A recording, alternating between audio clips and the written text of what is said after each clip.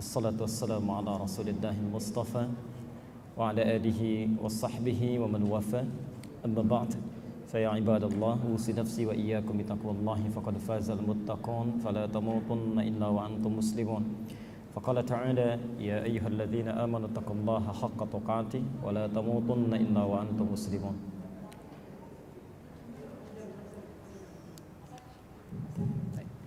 Bapak Ibu sekalian, saudara-saudariku rahimani wa rahimakumullah. Alhamdulillah, hari ini kita kembali diberikan nikmat oleh Allah Subhanahu wa taala hadir di masjid ini untuk mempelajari sebagian dari tuntunan agama Allah. Kita bermohon pada Allah Subhanahu wa taala mengawali pertemuan kita. Semoga pertemuan ini diberikan keberkahan oleh Allah Subhanahu wa taala dan kemudahan sehingga mudah bagi kami untuk menyampaikan, mudah untuk dicerna dan mudah untuk diamalkan dalam kehidupan kita. Baik, kita akan coba efektifkan waktu kita. Materi yang dimintakan untuk dibahas dalam kesempatan ini adalah tentang tazkiyatun nafas. Baik, ada manhaj dulu yang barangkali mesti kita sepakati dulu sebelum kita membahas kepada topik bahasan. Ya. Dalam setiap pembahasan materi yang akan dikaji, saya akan coba berusaha untuk menampilkan dulu makna di balik kalimat atau istilah pembahasan. Ya, kita tidak masuk kepada inti dulu, ya. Karena setiap ulama ketika membuat sebuah istilah itu tidak hampa makna, bukan cuma kata-kata tapi tidak ada artinya. Ya. Di setiap kalimat yang disebutkan oleh ulama pada satu cabang ilmu atau bahkan pada satu kitab yang dituliskan, itu berisi pesan-pesan penting yang menunjukkan kandungan kitabnya. Saya beri contoh misal, ya. Ada Imam As-San'ani ketika beliau menuliskan kitab Subulus Salam, ya, syarah Bulughul Maram. Ya. Bulughul Maram pun ada kisahnya itu, ya, yang karangan Al-Asqalani itu, ya, Ibnu Hajar Al-Asqalani. As-San'ani itu mulanya Syiah, ya, mulanya Syiah, dan beliau anak seorang tokoh Syiah. Kakeknya pun seorang tokoh Syiah, ya. Coba Masya Allah punya keinginan kuat untuk banyak belajar dari guru A, guru B dan seterusnya. Sehingga satu masa ketika tumbuh menjadi pemuda, ya, ada keinginan untuk rihlah, ingin datang ke Mekah. Maka saat pergi ke Mekah kemudian melakukan rihlah ilmiah, selain menunaikan ibadah pada saat itu, maka bergurulah belajar dari orang-orang Sunni. Belajar A, belajar B, belajar C sampai menemukan bahwa selama ini ada kekeliruan yang pernah ditempuh. Ya. Maka beliau berpindah meninggalkan, ya, apa yang diyakininya selama ini, lalu meninggalkan kepercayaannya, berpindah menjadi Sunni. Yang paling menarik ketika mengembangkan pelajarannya, yang pertama dilihat, diamati, dibaca itu kitabnya Ibnu Hajar Al-Asqalani, namanya Bulughul Maram. Ya. Bulughul Maram itu kitab hadis yang khusus merangkum tentang ajaran fikih saja, dimulai dari taharah, ya, kemudian misalnya salat, zakat, semua bab fikih. Dari semua kitab hadis, khususnya Sahih Al-Bukhari, ya. Dia ada ulama besar bergelar Ibnu Hajar Al-Asqalani, Ibnu Hajar Al-Asqalani. Di lain waktu saya ceritakan kisahnya bagaimana beliau ini yang tadinya sulit menghafal sesuatu sekeras batu tiba-tiba menjadi cair, ya, begitu dibacakan bisa cepat hafal itu, ya. Nanti lain waktu kita bahas. Ini membaca Sahih Al-Bukhari, ya, Sahih Al-Bukhari, kemudian memberikan syarah, menjelaskannya dalam 18 jilid, ya, 18 jilid.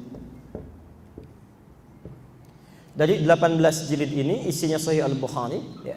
Kan isinya macam-macam, ada tentang iman, tentang fikih, ya, tentang bisnis, tentang jihad, macam-macam, ya. Dikeluarkanlah oleh beliau dari sini, ya, hadis-hadis yang bermuatan fikih saja. Fikih saja. Ya. Lalu diberi nama Bulughul Maram, Bulughul Maram.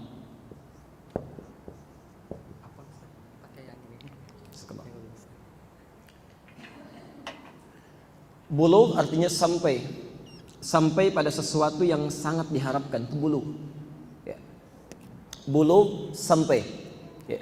Makanya kalau orang sudah sampai pada satu masa yang dibebani oleh taklif fikih, ya, sampai pada usia dia wajib sholat, wajib puasa, ya, wajib melakukan ibadah, itu orangnya disebut baligh. Ya, orangnya baligh, sudah baligh, ya, waktunya sudah sampai pada masa dia wajib menunaikan ketentuan ibadah. Ya, sampainya disebut dengan bulugh. Maram itu cita-cita yang sangat diharapkan, ya, hal yang sangat didambakan, itu maram. Setiap orang ingin sholatnya benar. Setiap orang mendambakan kalau wudhu itu bagus. Setiap orang mendambakan kalau haji itu bisa mabrur.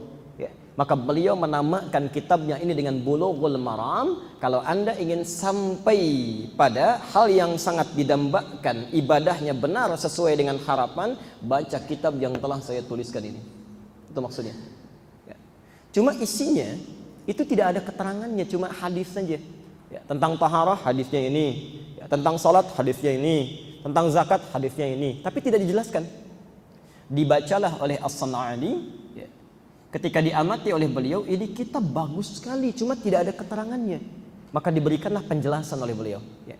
Dalam bahasa Arab, penjelasan yang sangat terang, lugas, mudah untuk dicerna, dipelajari, diamati, disebut dengan syarah. Syarah. Syarhun. Pelan, syarah. Ya. Maka beliau menulis syarah dari sini, syarah Bulughul Maram. Ya. Setelah tuntas diselesaikan, ya, tulisannya sudah selesai, sudah komplit, maka mulailah kemudian diberikan namanya. Difikir-fikir, direnungkan oleh beliau kira-kira apa nama yang sesuai untuk kitab yang telah beliau tulis itu. Beliau pernah ingat bahwa dulu pernah keliru. Ya, salah dalam keyakinan, salah dalam sikap, salah dalam berakhlak, ya, jalannya tidak tepat. Termasuk barangkali ada orang yang pernah taharahnya keliru, sholatnya keliru, harusnya membasuh tangan saat wudu dari tangan ke siku, ini dari siku ke tangan. Ya. Padahal ayat Qur'annya, ya, wa aydiyakum ilal marafiq, tangan ke siku. Ada yang membasuh saat wudu siku ke tangan, itu kan keliru. Ya. Nah biasanya orang dibanding dengan benarnya, keliru dengan benarnya, biasanya lebih banyak mana? Banyak yang benar, banyak yang keliru. Nah, dalam Quran diistilahkan sesuatu yang benar itu selalu digambarkan dengan satu jalan. Namanya sirat. Siratun.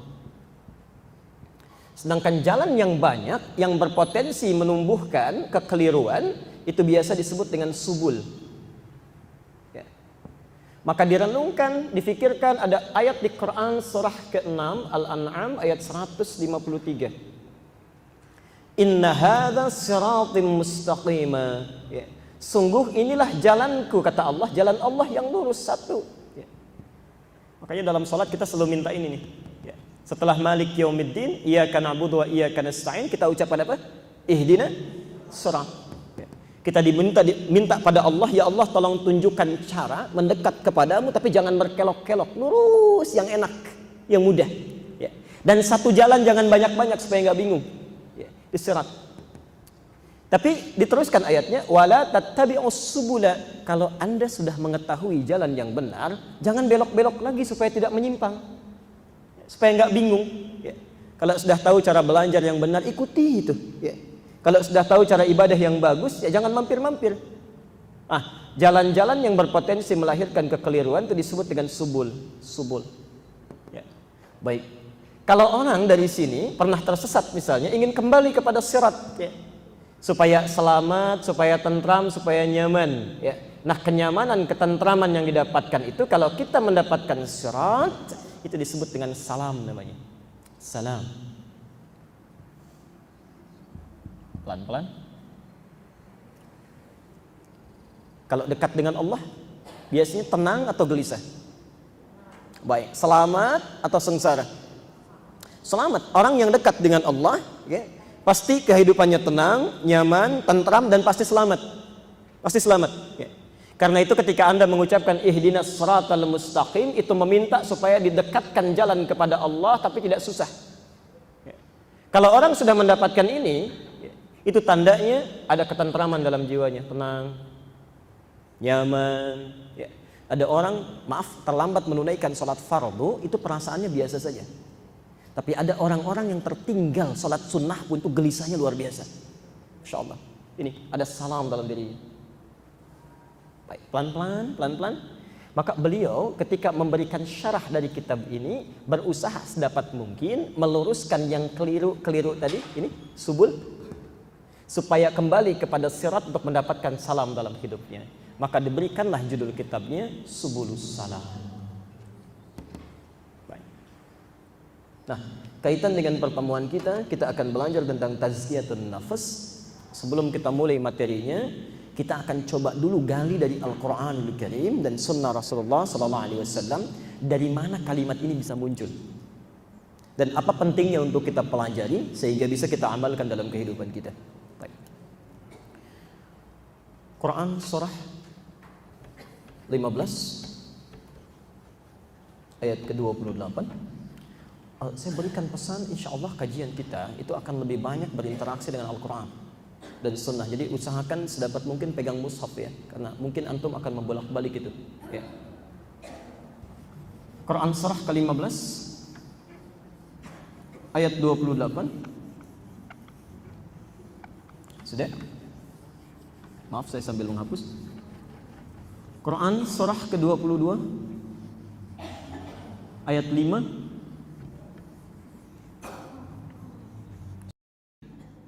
Al-Hajj ayat ke-5, 3, Quran surah ke-23. Nanti saya ulang. Al-Mu'minun ayat 12 sampai ayat 14. Saya ulang. 1 Quran surah ke-15 Al-Hijr ayat 28. Kedua, Quran surah ke-22 Al-Hajj ayat ke-5. 3 Quran surah ke-23 Al-Mu'minun ayat 12 sampai ayat 14. Sudah, catat dulu semuanya saja biar kita tidak mengulang nanti. Kemudian 4 selanjutnya Quran surah 17 Al-Isra ayat 85. Alhamdulillah. Quran surah 17 Al-Isra ayat 85.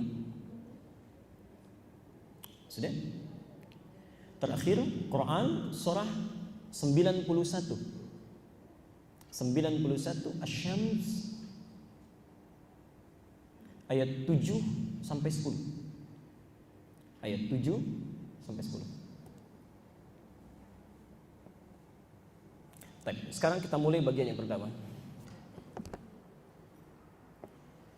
Mari kita lacak di dalam Quran sampai ketemu kalimat tazkiyatun nafas ya.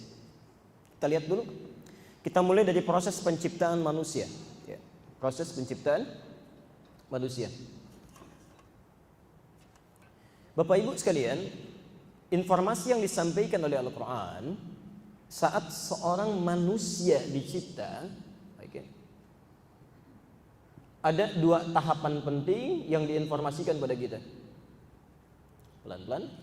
1, ternyata setiap manusia yang dicipta itu adalah dimulai penciptaannya dengan menyempurnakan fisiknya dulu, raganya, ya, secara fisikal. Dimulai dulu dibentuk fisiknya, berproses. Ya. Setelah itu baru kemudian ditiupkan rohnya, pelan-pelan. Fisiknya dulu dicipta, baru ditiupkan rohnya. Mari kita lihat uraiannya. Misal, kita bisa temukan di Quran surah 15 Al-Hijr ayat ke-28. Ini ayat pertama yang menunjukkan kepada kita tentang manusia pertama yang dicipta. Pelan-pelan. Wa idh qala rabbuka lil malaikati inni khaliqun bashar. Dan ingatlah Muhammad ketika Tuhanmu berfirman pada malaikat menyampaikan, saya akan menciptakan seorang manusia, bashar. Ya, 35 kali terulang dalam Al-Quran. Ini manusia. Min salsalin min hama'in masnun. Perhatikan. Fa idza sawaituhu. Kalau sudah saya sempurnakan bentuk fisiknya. Jadi penciptaan manusia itu dimulai dengan prosesnya menyempurnakan fisiknya dulu. Karena kalimat sawwa itu artinya kesempurnaan fisik. Ya. Misal ayat yang sama, makna yang sama di Quran surah 32 ayat 9 As-Sajdah. Tsumma sawwahu wa nafakha fihi min ruhi. Kami sempurnakan penciptaan fisiknya. Di fisik dulu. Bagaimana rincian penciptaan fisik ini? Ibu bapak nanti bisa baca di luar ini, ya, di Quran surah ke-22 Al-Hajj ayat yang kelima. Ya. Quran surah 22 Al-Hajj ayat kelima. Atau di Al-Mu'minun Quran surah 23 ayat 12 sampai ayat 14. Saya agak pelan-pelan. Ini rincian paling rincinya nih, ya, sampai menemukan ini. Tapi yang paling menarik, Nabi memberikan gambaran yang sangat mudah untuk kita pahami. Lihat hadis Nabinya. Lihat hadis Nabinya. Proses penciptaan fisik ini terutama di alam rahim, nanti untuk anak cucu Adam. Kalau Adam kan tidak dikandung ya. Nah, proses penciptaan fisik ini disingkat oleh Nabi.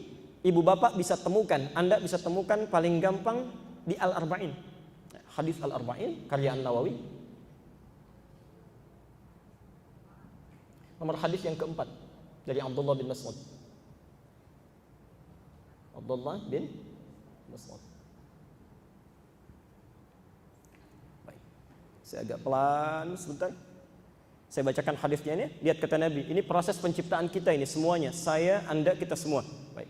Mari kita lihat kata Nabi, inna ahadakum yujma'u fi batni ummih. Setiap kalian anak cucu Adam, ya, saat diciptakan dihimpun di perut ibundanya. Arba'ina yauman nutfah, 40 hari pertama itu masih proses pertemuan antara sperma dengan ovum. Ya, masih berproses. Thumma yakunu mithla dzalika 'alaqah, 40 hari kedua berbentuk 'alaqah, ya, zigot yang mulai menempel di dinding rahim. Ah, ini poinnya. Thumma yakunu mithla dzalika mudghah, 40 hari ketiga, ya, usia 4 bulan. 40 hari ketiga usia 4 bulan berubah menjadi mudghah, ya, sudah mulai berbentuk. Nah, ini poinnya. Jadi kata Al-Quran, thumma sawwahu, disempurnakan bentuk fisiknya setelah sampai pada masa usia 4 bulan khususnya.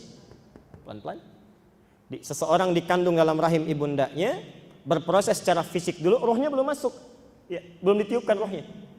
Baru setelah proses fisik ini mencapai usia 4 bulan, ya, namanya mudghah, sudah mulai berbentuk, maka perhatikan ayatnya, wa nafakha fihi min ruhi. Ya, di As-Sajdah ayat yang ke-9. Di Quran surah 15 ayat ke-28-nya, ya.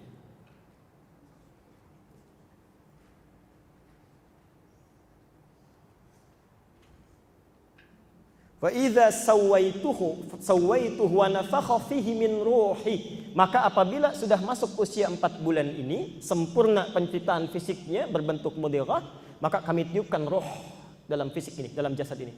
Ya. Jadi maaf, orang yang dikandung, ibu yang tengah mengandung, bayinya sudah berkembang, ditiupkan roh usia berapa kandungannya? 4 bulan. Ingat betul ya, seorang perempuan yang tengah mengandung usia 4 bulan artinya rohnya sudah ditiupkan. Ya, rohnya sudah ditiupkan. Hadisnya saya teruskan, saya baca ulang hadisnya.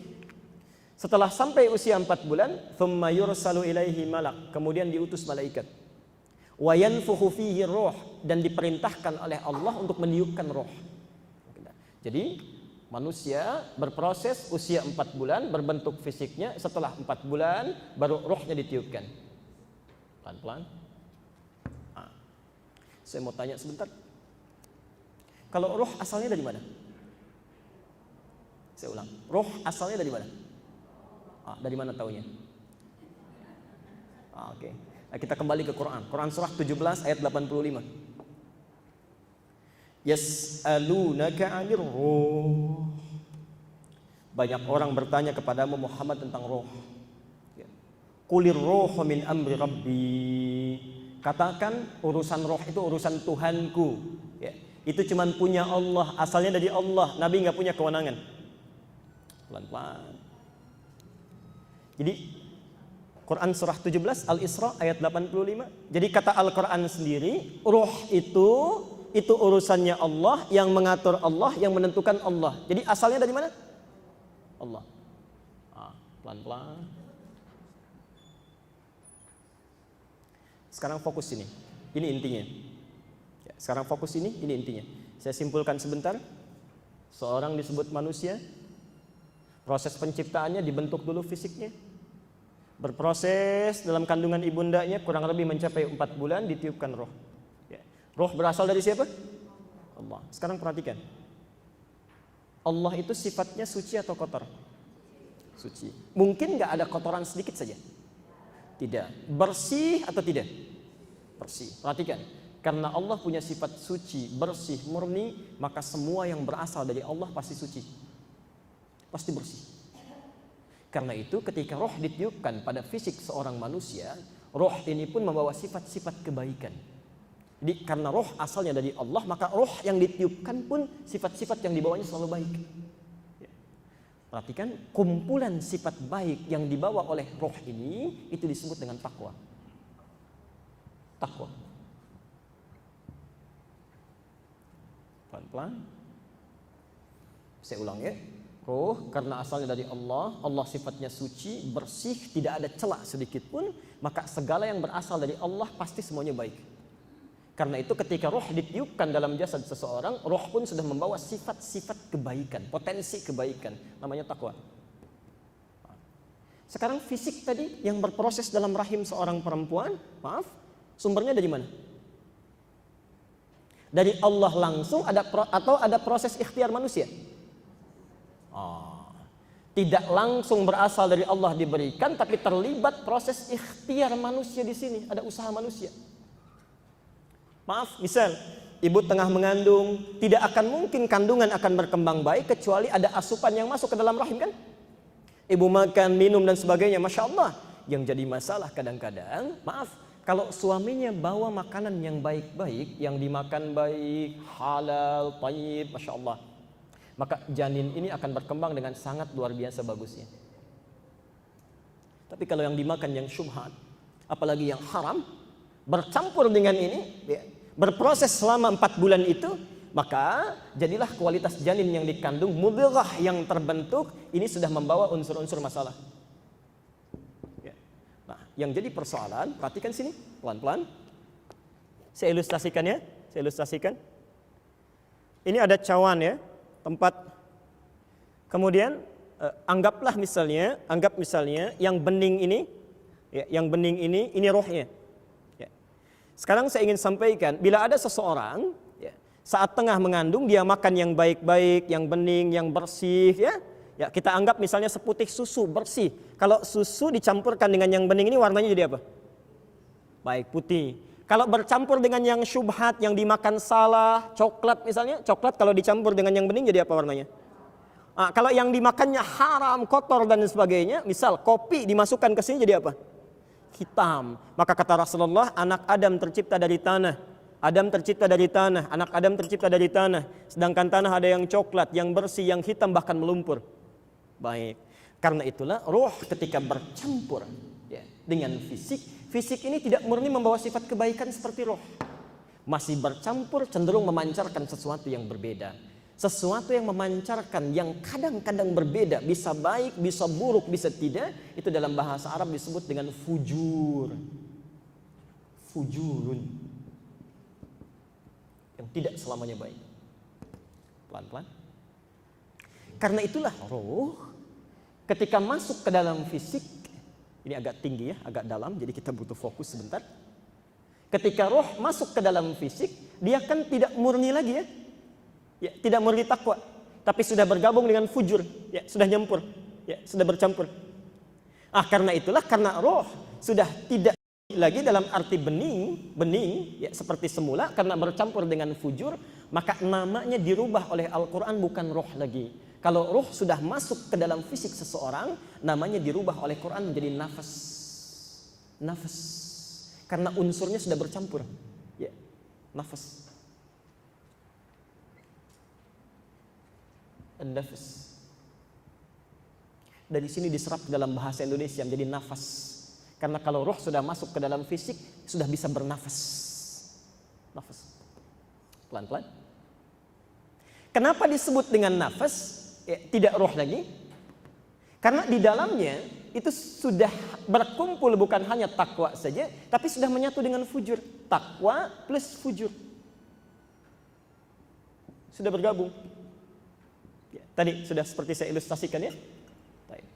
Buka Quran surah ke-91 ayat 7 sampai 10. Perhatikan pelan-pelan.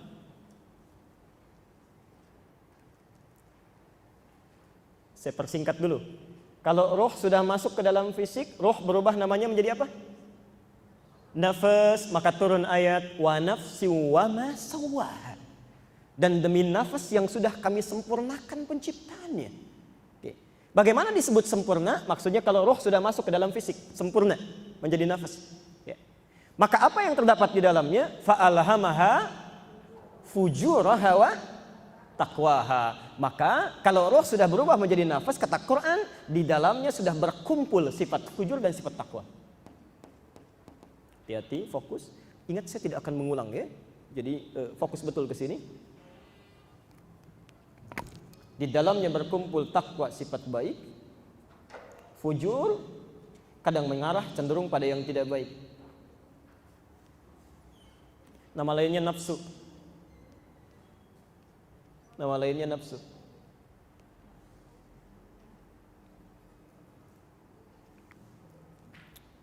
Lihat sini. Takwa terulang sebanyak 115 kali dalam Al-Quran. Nafsu, ya, nama lain dari fujur, terulang sebanyak 115 kali dalam Al-Quran.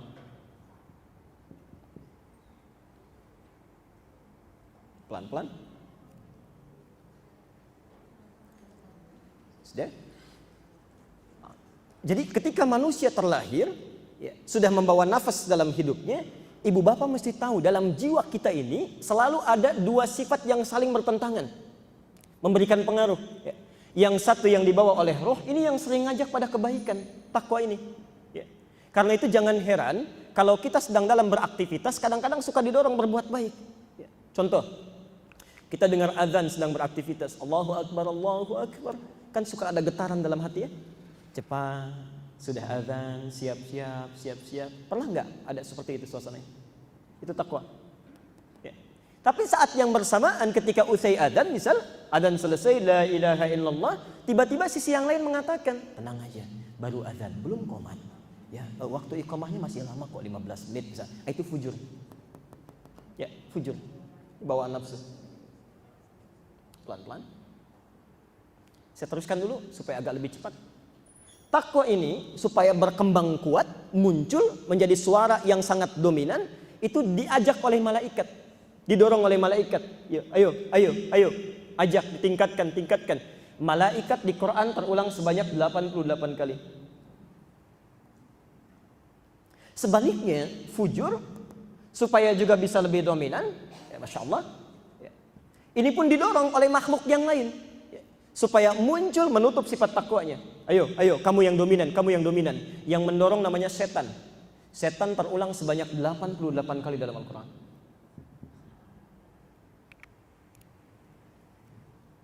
Pelan-pelan.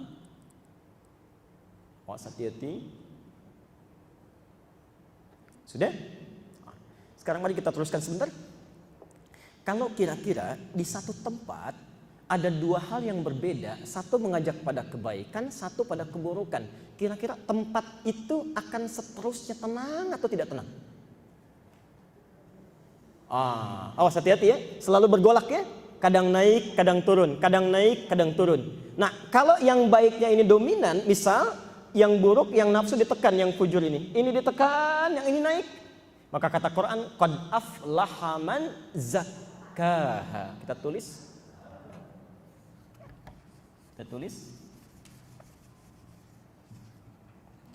Qad aflaha. Baik. Aflaha man zakkaha.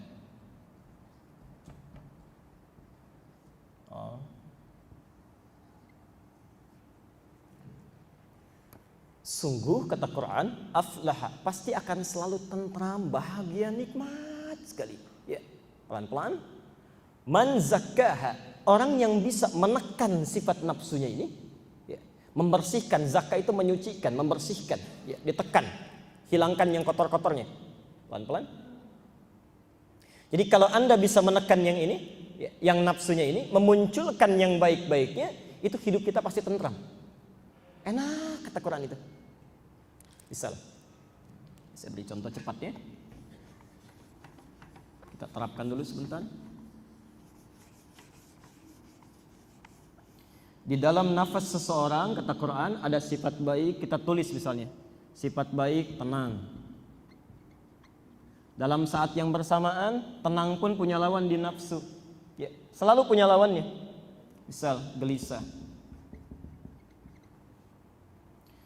Baik, punya lawan buruk. Takwa, sabar, punya lawan marah. Takwa, jujur. Nafsu punya dusta. Lihat sini pelan-pelan. Jadi setiap kali ada sifat baik yang dibawa oleh roh, sifat takwa, itu yakini betul pasti ada lawannya di nafsu. Ya. Di setiap bapak ibu menemukan sifat baik, itu secara bersamaan dalam diri kita pun ada lawannya yang jelek. Ya. Misal, ada sifat jujur, pasti ada dusta. Ada rendah hati, pasti ada sombong. Ya. Ada yang sabar, pasti ada amarah.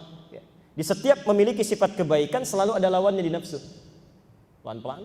Kata Al-Quran, kalau Anda sudah bisa menekan yang ini, ya, menekan ini supaya tidak muncul, dimunculkan yang baik-baiknya saja, maka hidupnya pasti akan tenang, nyaman, bahagia. Ya. Sebaliknya, seseorang yang didominasi oleh sifat buruknya, ini, kalau ininya muncul, kemudian ininya tertekan ke bawah, yang ini naik ke atas nafsunya. Ya. Sifat-sifat jeleknya yang dominan naik. Ya. Allah, perhatikan kalimat Qur'annya, wa qad khaba man dassaha. Khaba. Sungguh rugi orang yang menekan sifat jeleknya, dikotori. Dassa itu mengotori. Ya. Dikotori, ditutup sifat baiknya, naik sifat-sifat buruknya. Di situ diartikan apa? Khaba. Khaba diartikan apa? Rugi. Oke. Rugi dalam bahasa Arab ada dua. Satu namanya khasira. Khasira. Ya. Ibu bisnis modal 10 juta. Ya, modal 10 juta. Kemudian dapat keuntungan 10 juta lagi, 20 juta ya. Untung tidak? Untung. Kemudian besoknya lagi turun misalnya jadi 15 juta. Ya. Untung atau rugi? Masih untung 5 juta ya. Baik, besoknya lagi misal, mohon maaf, tiba-tiba tidak kembali sama sekali, malah utang misal 5 juta. Untung rugi? Rugi, itu bahasa Arabnya khasira. Khasira, kha, sin dan ra. Khasira, khasira. Rugi. Sudah kena rugi, dituduh oleh orang lain. Ini nih yang memalsukan barang kita kemarin misalnya. Ya. Sudah rugi, menjadi tertuduh, itu khoba namanya. Ya. Sudah jatuh, tertimpa motor lah, jangan terlalu tangga ya, tiap hari kan tangga terus. Mungkin lagi jalan motor jatuh ketimpa, ini khaba namanya. Ini khaba.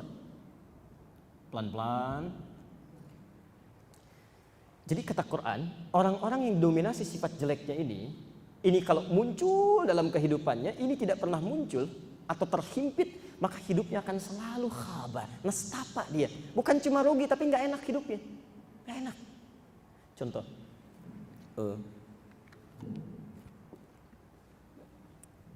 Sedang duduk di depan rumah, tiba-tiba ada teman lewat misalnya, tidak disapa. Ya. Orang yang sifat takwanya tidak dominan, nafsunya yang muncul, itu cepat gelisahnya. Orang lewat saja nggak nyapa sudah marah. Nggak nyapa saya. Padahal kita sudah kenalan bertahun-tahun, sombong sekali tuh. Sudah sombong bilangnya. Masya Allah. Ya. Mau tidur pun kadang masih dipikirin juga. Ya. Ketemu suami dibahas juga. Tahu nggak Pak tadi lewat ketemu teman nggak nyapa. Ya. Nah, kalau sifat yang nafsunya ini muncul lebih dalam, prasangka buruknya itu selalu dominan. Kalau sifat takwanya naik, kesimpulannya cepat. Oh, tidak nyapa, barangkali sedang buru-buru. Ya. Barangkali sedang sakit gigi. Banyak sekali alasannya, gampang, sederhana. Ya. Antum mau berangkat taklim, tiba-tiba lihat mendung misalnya. Yang terpikir apa? Mendung, pasti hujan. Kalau hujan, airnya naik. Kalau naik pasti banjir. Kalau banjir paling ustadznya nggak datang, nggak usah lah ikut taklim. Padahal belum tentu hujan gitu. Belum tentu hujan. Orang-orang yang dihimpit oleh sifat nafsunya yang dominan ini, itu hidupnya itu nggak pernah tentram, nggak enak. Gitu. Ya, yang dilihat tidak enak, yang didengar tidak nyaman, itu yang jadi masalah. Dan yang jadi persoalan, mohon maaf, saat manusia meninggal dunia, tadi kan ada fisik ya, ada fisik, kemudian ada roh. Ini fisik, roh di dalamnya. Ya. Yang jadi persoalan, saat manusia meninggal dunia, ini yang datang rohnya, yang dicabut apanya? Yang pulang pada Allah. Tuh, sudah keliru kan? Ternyata yang pulang bukan rohnya. Yang pulang nafasnya. Nafasnya. Nafas. Hati-hati, yang datang dengan yang pulang beda. Yang datang dengan yang pulang beda. Hati-hati. Kenapa? Karena saat datang ditiupkan oleh Allah melalui malaikat, ditiupkan, menyatu dengan fisik ini belum bawa apa-apa. Cuman bawa potensi-potensi baik saja, namanya takwa. Ketika masuk kepada jasad, itu yang dikembangkan menjadi amalan. Ya. Kemudian dia sholat, dia puasa, dia zakat, dia tersenyum, dia sedekah. Takwa ini berubah menjadi amalan. Punya bentuk amal. Nah, karena itu saat dia kembali kepada Allah, itu yang pulang bukan cuma rohnya. Sebab kalau rohnya yang pulang, ini nggak bawa apa-apa. Sama dengan saat ditiupkan. Ya. Yang pulang itu yang kembali kepada Allah, itu yang disebut dengan nafas. Ali Imran ayat 185. Kita hafal. Kullu nafsin dha'iqatul, bukan kullu ruhin. Ya ayyatuhan nafsul mutmainnah. Masya Allah. Jadi kalau bekal Anda baik misalnya, ya, takwanya selalu digunakan pada kebaikan, misal takwanya kuat, takwanya tinggi. Saat pulang karena bekal-bekalnya yang baik, pulangnya enak, tenang. Ya. Karena jiwanya itu tenang, digunakan pada yang baik, aflah tadi nyaman, nafsunya ditekan, maka saat pulangnya pun lancar, enak. Panggilannya mudah. Ya ayyatuhan nafsul mutmainnah, hei jiwa yang tenang. Karena yang dominan yang takwanya. Yang berbahaya kalau ini bermasalah. Ya. Takwanya tidak pernah muncul. Yang dominan nafsunya, marahnya, dengkinya, iri hatinya, dendamnya, celaknya dan sebagainya. Ini nggak pernah muncul. Ini yang sulit pulang. Ini yang sulit pulang. Karena itulah mengambil dari kalimat ini pelan-pelan. Bagaimana caranya supaya kita bisa menekan yang jelek tadi, memunculkan yang baik-baiknya. Ya, yang takwanya bisa muncul, yang jeleknya bisa turun. Kata Al-Quran, perhatikan. Zakkaha, kita keluarkan. Zakka.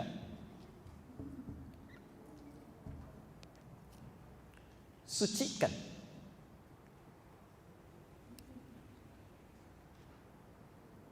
Pelan-pelan. Sucikan, bersihkan.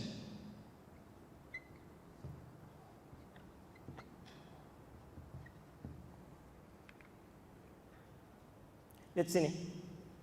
Kalau ini ada kotoran di baju, ingin saya bersihkan, ya, ingin saya bersihkan. Kotoran fisik yang ada di luar itu disebut dengan nadhafah, kebersihannya. An-nadhafah.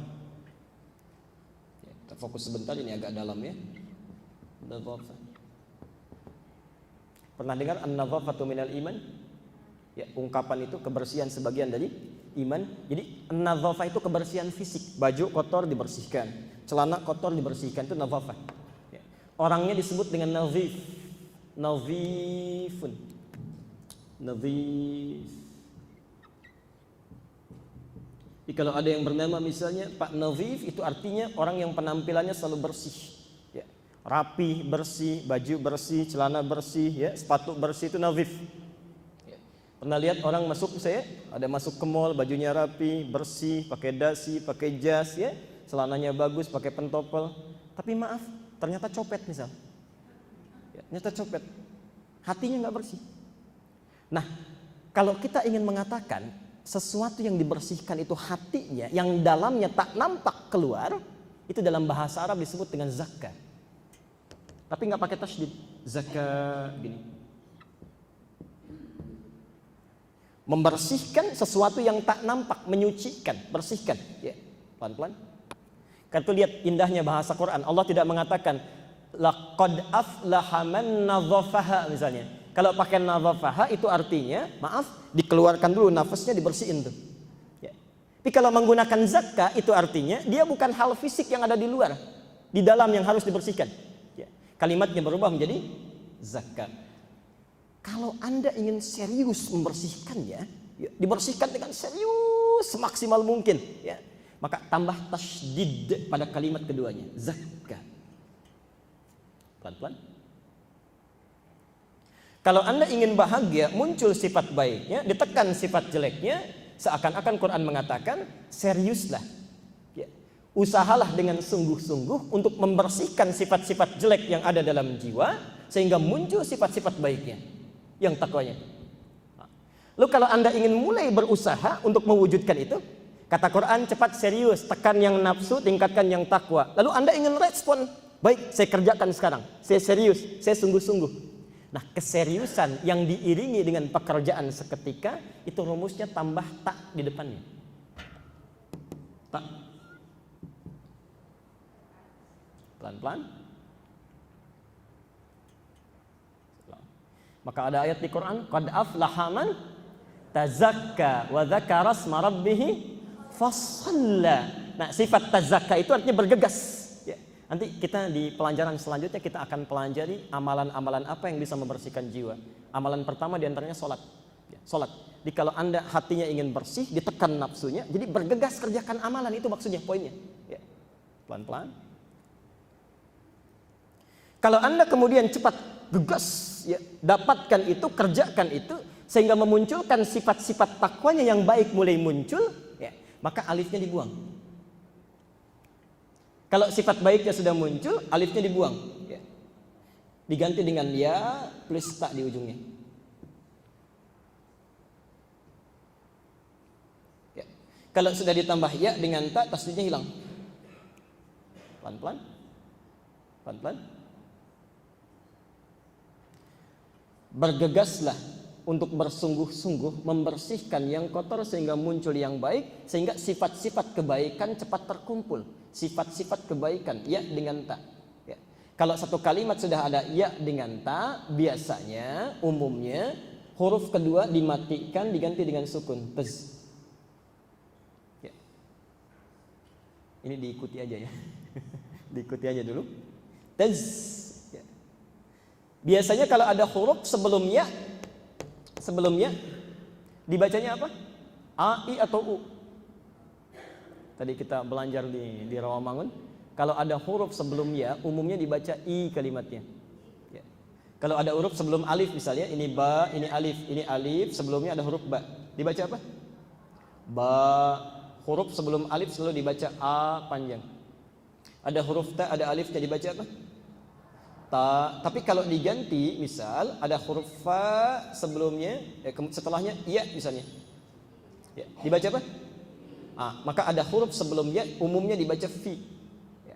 Taz, kemudian kaf ada ya, sebelumnya dibaca i. Ya. Tazki. Lihat rumus dalam bahasa Arab. Kalau Anda menemukan tak marbutah di ujung, ya, tak marbutah di ujung, maka huruf sebelum tak marbutah harus berharakat ya. Harus berharakat ya. Karena tak marbutah menunjukkan sifat-sifat terkumpul, ya, dimasukkan di dalam kalimat ini di akhirnya, maka konsekuensinya yang tadinya dibaca tazki, ya-nya bunyi, harakatnya fathah. Tazkiyah. Baik. Tadi yang dibersihkan itu sifat apanya? Nafsu yang kotor. Yang ingin muncul yang mananya? Yang takwa. Nafsu dan takwa adanya di mana? Saya ulangi, nafsu dan takwa, fujur dan takwa adanya di mana tadi? Lihat Qurannya. Di nafas ini. Maka kata Quran, segeralah bersihkan, ya. Seriuslah, cepat respon, bersihkan yang kotor-kotor sehingga terhimpun sifat yang baik. Ketika kita bertanya, ya Allah, kemana kami mesti bersihkan? Nafas. Maka disinilah muncul istilah tazkiyatun nafas.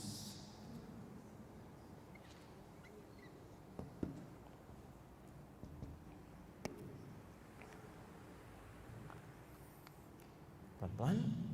Jadi tazkiyatun nafas itu adalah istilah yang disebutkan oleh para ulama sebagai ilmu yang fungsinya untuk membimbing kita bagaimana cara menekan nafsu yang buruk sehingga memunculkan lawannya takwa yang baik-baik. Jelas di sini?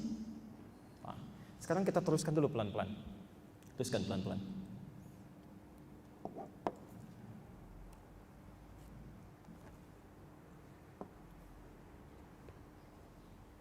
lihat ke sini dulu. Atau ke sini dulu sebentar. Roh dimensinya ya, karena datang dari Allah, dimensi Rabbani dari kata Rabb, ya, membawa sifat takwa, masuk kepada jasad. Ya, jasad ada ikhtiar manusia, manusia tinggalnya di bumi, makanya dimensi ardi, disebut dimensi ardi. Ya. Membawa fujur. Setelah terkumpul takwa dengan fujur, maka roh berubah menjadi nafas. Nah, saya mau tanya, tadi sudah kita sampaikan, kalau baik berkumpul dengan buruk selalu nyambung atau tidak? Selalu berlawanan. Ya.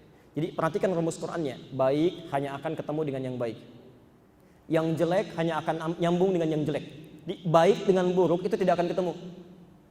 Antum datang dari sini, ada yang pakai koko, masya Allah, ada yang pakai jubah, ya. Ibu datang berangkat ke sini, walaupun tidak kenal, tapi Anda berpapasan di jalan, ya. Karena chemistry-nya nyambung, orang baik ketemu orang baik, itu minimal akan saling sapa. Assalamualaikum, minimal tanda. Ya. Saya lewat pakai koko, antum pakai jubah, itu bisa sapaan walaupun nggak saling kenal. Assalamualaikum, warahmatullahi wabarakatuh. Jalan. Tapi maaf, misal ada orang baik pakai baju koko, pakai peci lewat, ya. Berpapasan dengan seorang misalnya pakai kaos, ya, kaosnya juga tipis, misalnya bertato, ya, mabuk sambil jalan, bisa nggak sapaan?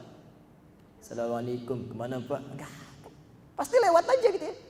Lewat, saling bertentangan. Ya. Orang mabuk ketemu orang mabuk mungkin nyambung. Masya Allah, di sini yang jadi persoalan. Takwa ketika berkumpul dengan fujur, yang jadi persoalan kumpulnya di satu tempat di sini, di nafas. Ini yang menyebabkan keadaan seseorang nafasnya tidak pernah tentram. Ya, kadang selalu bergolak.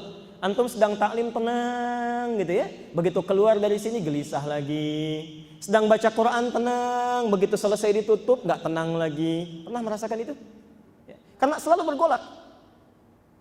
Nah, perhatikan, dalam bahasa Arab sesuatu yang tidak pernah tentram, selalu terbolak-balik, bergolak lagi, itu disebut dengan kolbu. Kolbu namanya. Dari kata koluba, sesuatu yang tidak pernah tentram, kolbu. Jamaknya kulubun, kulub.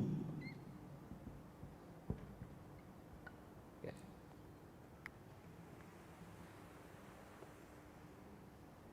Pernah ingat doa ini yang diajarkan Nabi? Ya muqallibal qulub, tsabbit qulubana ala dinik. Masya Allah. Perhatikan, ini doa bagus sekali. Misal, kalau antum sudah istiqamah dalam satu ibadah, misal sudah mulai senang tahajud nih, senang tahajud nyaman, maka baca doa ini. Ya muqallibal qulub, ya Allah yang menguasai keadaan kolbu kami, yang kadang-kadang masih naik, masih turun, masih senang, masih tidak. Ya, mohonkan pada Allah, mohon jaga istiqamah keadaan kami ini supaya tetap konsisten dalam ibadah ini. Ya. Karena belum tentu bisa terus, Pak. Mungkin antum tiba-tiba sedang akan tahajud, datang SMS berita mengatakan, pertandingan bolanya akan mulai nih sekarang. Ya. Yang tadinya nggak ingat bisa ingat. Ya. Ibu sudah mau berangkat nih, sudah mau ke sini. Ya. Di jalan Masya Allah sudah siap-siap, mau belok ke Nurul Bahri, tiba-tiba BBM-nya bunyi. Ya. Jom cepat, bawa Kelapa Gading diskon 90% saya. Itu nggak mudah. Ya muqallibal qulub ini. Qalb. Nah, pelan-pelan. Nafas, ini tempatnya. Sifat yang ada di dalam nafas itu disebut dengan qalbu. Ya. Jamaknya qulub. Karena selalu bergolak, sebetulnya qalb itu bukan tempatnya, itu sifatnya sebetulnya, sifat pergolakannya. Ya. Cuman karena pergolakannya ini semakin banyak dibahas, itu yang sering mengemuka, maka sebagian orang menyebutnya sebagai tempatnya, bukan sifatnya. Jadi kalau ditanya nafas ada di mana? Di dalam kolbu. Ya, seperti dua hal yang sama berbeda. Ya, dua hal yang sama padahal berbeda. Pelan-pelan. Dari sini Nabi pernah menyampaikan, ya, kalau keadaan kolbu kita bisa didominasi oleh sifat-sifat yang baiknya, maka sifat baik ini yang cenderung akan mengarahkan kita pada kebaikan dalam hidup. Ya. Sebaliknya kalau dalam kolbu ini misalnya, mohon maaf, pergolakannya lebih didominasi oleh sifat nafsunya, yang jeleknya yang muncul, ini yang berbahaya. Ini yang akan mendorong aktivitas kita cenderung pada keburukan. Nah, saya tutup dulu sebentar, nanti kalau ada yang bertanya saya persilahkan, saya tutup dulu. Pelan-pelan, nafas adanya di mana? Dalam kolbu. Pelan-pelan. Nah. Sifat baiknya disebut apa? Takwa, baik. Yang buruknya disebut apa? Baik. Sekarang perhatikan ya. Semua sifat kita itu, baik yang baik atau berburuk, kumpulnya di sini. Ya, nyambungnya ke sini. Nah, sekarang lihat bagian yang terakhir mau saya tunjukkan. Ini fujur, ini takwa. Baik. Ini simpan dulu, akal nanti terakhir ya. Akal nanti terakhir. Saya ingin praktekkan sebentar dari ujung mata sampai ujung kaki. Perhatikan sini. Misal ini mata, fungsinya untuk apa? Untuk melihat. Baik, pelan-pelan. Tahu dari mana? Quran surah ke-17 ayat 36. Saya ambil contoh satu dulu ya. Basar. Pelan-pelan. Inna sam'a wal basar. Sungguh pendengaran dan penglihatan itu. Fungsi mata untuk melihat. Pelan-pelan. Perhatikan sini. Kalau ada kalimat basar, itu artinya penglihatan fisik. Ini spidol, ini mikrofon, ini papan tulis, ini basar namanya. Itu basar. Tapi dalam hati kita ada satu penglihatan kebaikan. Disebut dengan mata hati, mata qalbun. Ini yang dimiliki sifat takwa. Namanya basirah. Basirah. Basirah.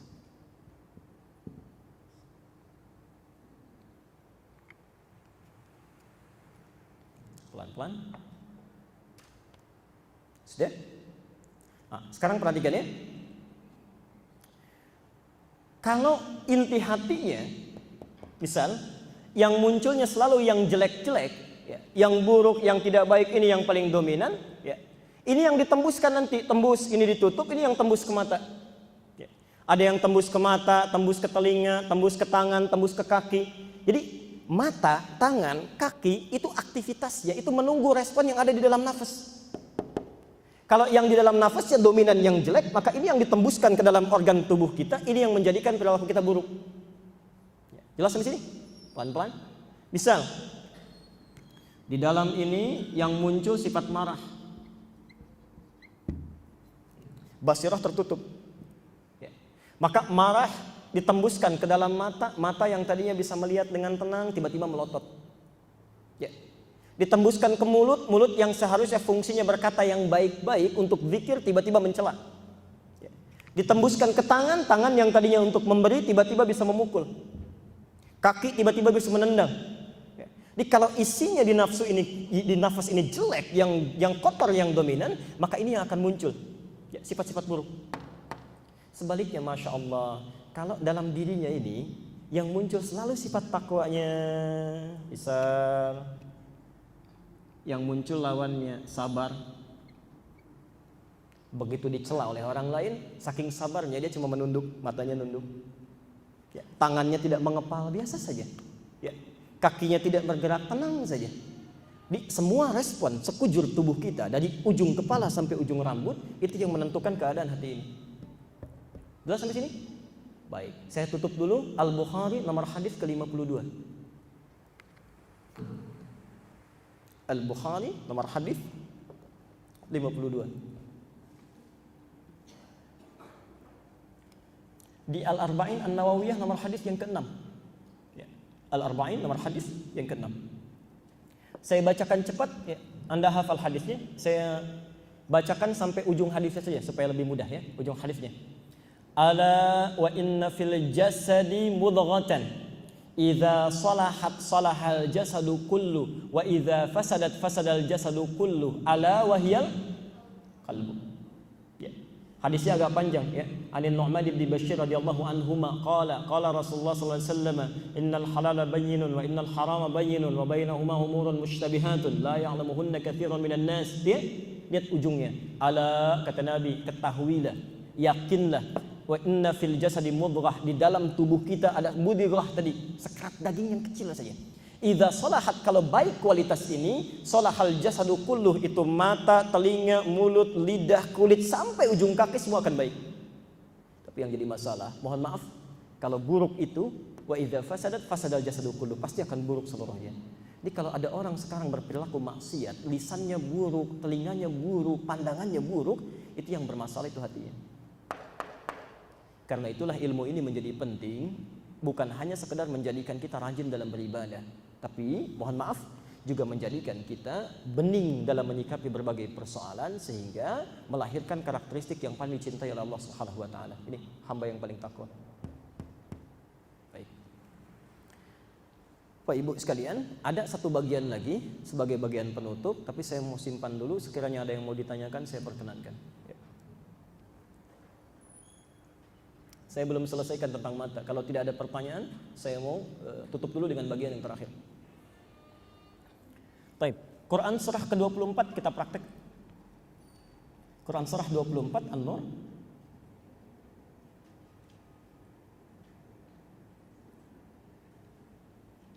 ayat 30 dan 31. Sudah? Quran surah 75 Al-Qiyamah ayat ke-14.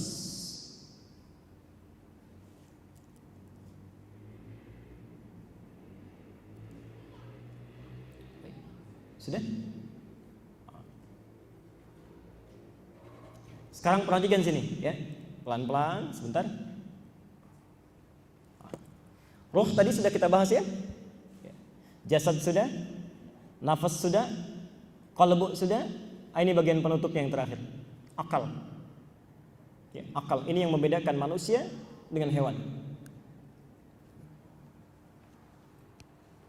Pelan sebentar. Saya hapus yang ini dulu.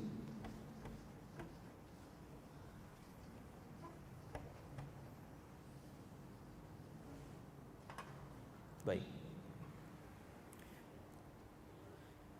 Perhatikan sini. Ada orang sering keliru memahami akal. Akal dipahami dengan otak. Akal itu bukan otak. Akal bukan otak. Ya. Karena hewan pun punya otak, tapi hewan tidak punya akal. Ya.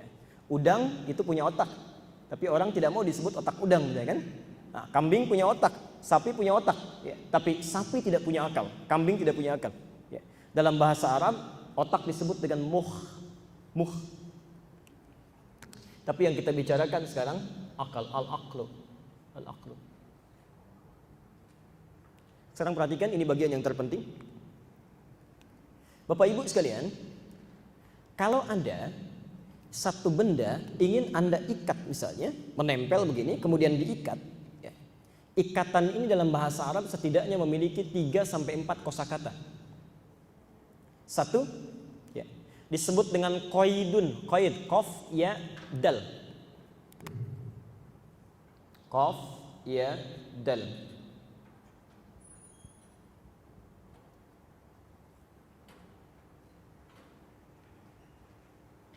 Misal, ini ada spidol dan diikat dengan karet. Ya. Maka ikatannya disebut dengan qaid. Ya. Kalau ikatannya tidak nampak, tapi melekat kuat, tapi tidak kelihatan, ya. Itu disebut dengan alaq. Ain, lam, qaf, alaqun.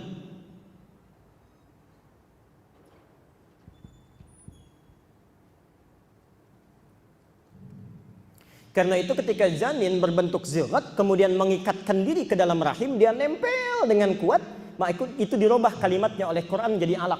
Ya.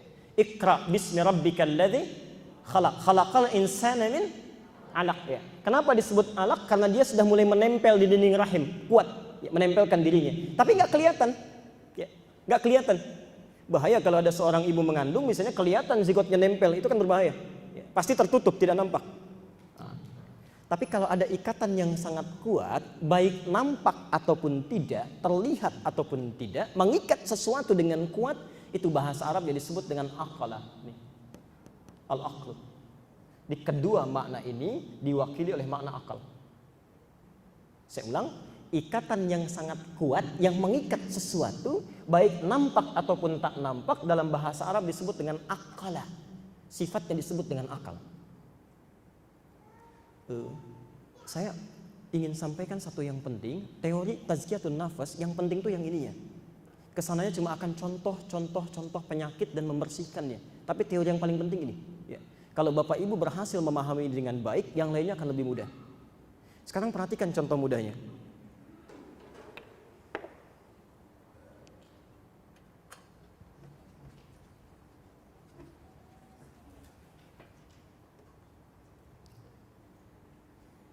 Tadi sumber takwa dan sumber nafsu ada di mana? Kalbu ya. Nah, ini.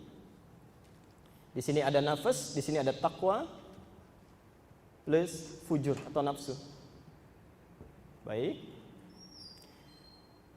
Tadi setelah kita bahas semua respon-respon yang ditujukan kepada anggota tubuh kita kan asalnya dari sini ya. Mata baik itu berkedip ataupun melotot atau tenang, asalnya dari sini. Apakah takwa yang masuk atau fujur yang masuk? Ya. Jelas di sini? Baik. Kalau tidak jelas langsung disampaikan ya. Baik. Sekarang perhatikan, kalau sudah ada respon dari sini, dari takwa misalnya respon, ya. Kan ditembuskan langsung ke anggota tubuh ya. Ada yang ke tangan, ada yang ke mata seperti tadi, ada yang ke telinga. Nah, ini yang penting dicatat dalam kerja takwa ini ataupun nafsu ini menembuskan ke dalam anggota tubuh disebut dengan jasad, pelan-pelan tembuskan ke sini ya. Itu tidak langsung ke tangan, tidak langsung ke mata, tapi lewat perantara dulu disebut dengan akal ya. Dari sini masuk ke sini ke akal, baru masuk ke anggota tubuh, ke jasad ya. Misal ada seseorang misalnya diminta untuk marah, dari hatinya marah, nggak langsung ke mata melotot, tidak, ke akal dulu, akal menerjemahkan lalu diminta marah, maka mata melotot ya. Tangan mulai menggenggam, kaki mulai bersiap menendang, itu sepersekian detik cepatnya ya. Nanti satu saat kita akan coba bersama-sama membahas dengan Dr. Manufris Kasim. Saya sudah panel dengan beliau membahas tentang ini ya. Beliau itu seorang dokter ahli neuroscientific ya, dengan ahli jantung dan otak. Itu sudah melakukan penelitian ilmiah, kemudian bahkan melakukan MRI Pak. Dan ini terlihat langsung dalam penglihatan beliau secara ilmiah bahwa ada jalur-jalur dari mulai kolbu ke akal baru sampai ke jasad. Jadi nggak langsung ke jasad. Nah, yang menarik ternyata akal ini pun punya fungsi ganda. Respon yang dikeluarkan oleh takwa ataupun nafsu ternyata itu pun tergantung dari apa yang dikerjakan oleh anggota tubuh ini. Ya, contoh, ya agak susah memahaminya ya, pelan-pelan dulu. Mata fungsinya untuk apa tadi? Melihat. Nah, yang dilihat mata itu yang baik-baik saja atau yang jelek juga? Boleh angkat tangan kalau tiap hari lihat yang baik aja, boleh angkat tangan. Tuh. Lihat yang jelek? Yang sedikit? Oh, Bapak kalau lihat iklan shampoo yang dilihat shampoo-nya apa orangnya? Gak mudah ya? Baik. Sekarang perhatikan. Artinya apa? Saat seseorang dari mata saja melihat sesuatu, itu tidak semua yang baik yang dilihat. Ya. Barangkali yang jelek mungkin yang dilihat. Nah, ini yang jadi persoalan. Akal ini akan dengan cepat menangkap semua yang direspon oleh seluruh anggota tubuh. Saya mulai dari mata. Kalau mata lihat yang baik-baik, maka informasi yang ditangkap oleh mata sekejap ditangkap oleh akal, terus diteruskan ke sini. Baik ketemu dengan baik, yang baik dari akal ditembuskan ke takwa. Karena itu jiwa takwa yang cepat akan memberikan respon. Misal, Anda lihat seseorang mau datang ke masjid. Begitu mata melihat yang baik-baik, orang ke masjid, dia langsung akan memberi sinyal. Sifat takwa muncul. Cepat, orang sudah bersiap-siap ke masjid, masa kamu masih begini juga? Ya. Ibu lihat temannya misalnya ke taklim, sudah siap-siap, catatan dibawa, itu responnya cepat takwanya. Cepat, temanmu sudah bawa catatan, masa kamu datang dengan tangan hampa? Bisa. Takwa. Yang jadi masalah, mohon maaf, kalau yang dilihat selalu yang tidak baik. Lihat maksiat, lihat gambar yang tidak bagus, lihat pemandangan yang tidak elok, maka mohon maaf, informasi yang diikat oleh akal itu pun buruk. Ini yang masuk ke sifat fujur. Maka kalau sudah masuk ke sifat fujur, ini yang memberikan titik kepada takwa, jadi penyakit. Ditutup. Ya, pelan-pelan, maka yang direspon sifat-sifat kebaik, sifat-sifat buruk ini. Kalau sudah seperti ini yang bahaya. Ini yang bahaya. Maka mata akan sulit melihat sesuatu yang baik lagi. Ya, contoh, lihat orang taklim sudah nggak suka, lihat orang ke masjid sudah tidak ada getaran. Tapi Masya Allah, kalau melihat yang maksiat, lihat acara yang tidak tepat, lihat sesuatu yang tidak menyenangkan dalam konsep agama, itu cepatnya luar biasa, cepat sekali. Ya, cepat sekali. Nah, karena itulah nanti dalam ilmu tazkiyatun nafas, ini pengantar pada bahasan selanjutnya.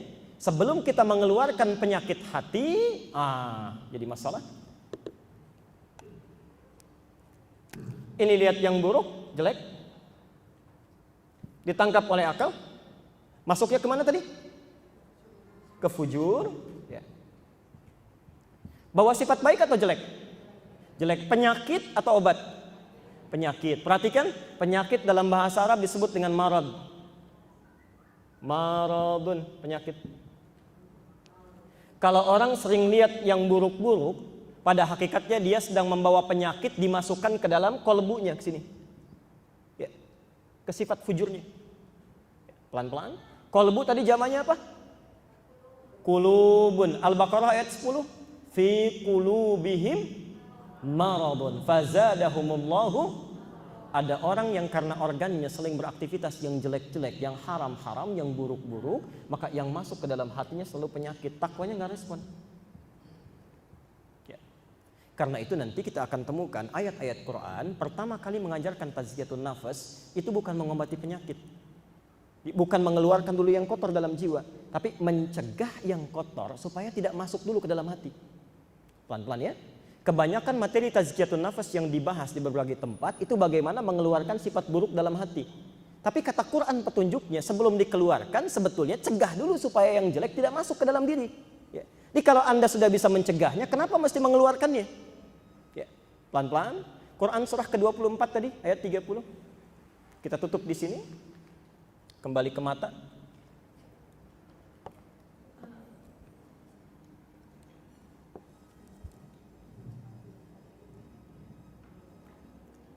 Qul lil mu'minina an yaghuddu min absarihim. Ada ayatnya? Baik. Katakan Muhammad pada pria-pria yang beriman. Kita mulai dari ujung mata dulu ya. Ayat pertama.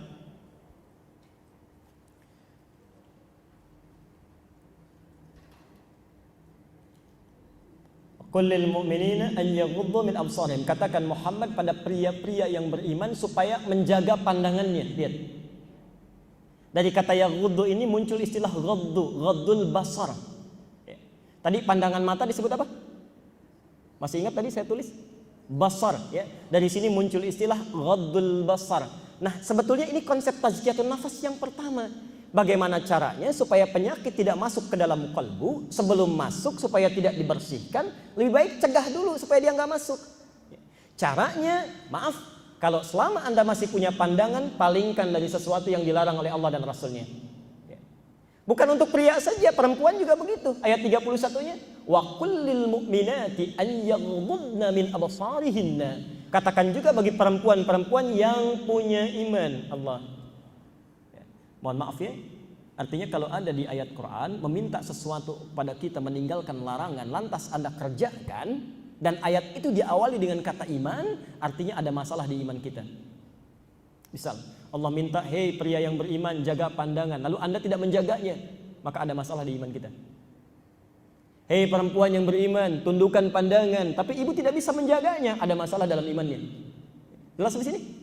Nah, maka konsep yang pertama kata Al-Quran, sebelum kita berbicara membersihkan penyakit, jangan undang penyakit dimasukkan ke dalam jiwa. Ini konsep bagian yang pertama. Pelan-pelan, kalau ini sudah bisa dilakukan dengan baik, maka basar akan berubah menjadi basirah, pandangan hati. Basirah. Basirah.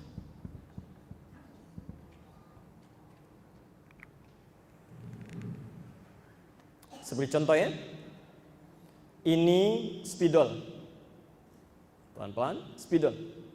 Pandangan fisik namanya basar. Kalau basirah, fungsinya memberikan nilai, memberikan makna pada apa yang dipandang. Ini spidol, kata basirah, ini spidol punya DKM, bukan punya Anda. Ini handphone punya kamu, itu handphone punya orang lain, itu basirah. Ini sendal punya kamu, itu sendal orang lain, itu basirah.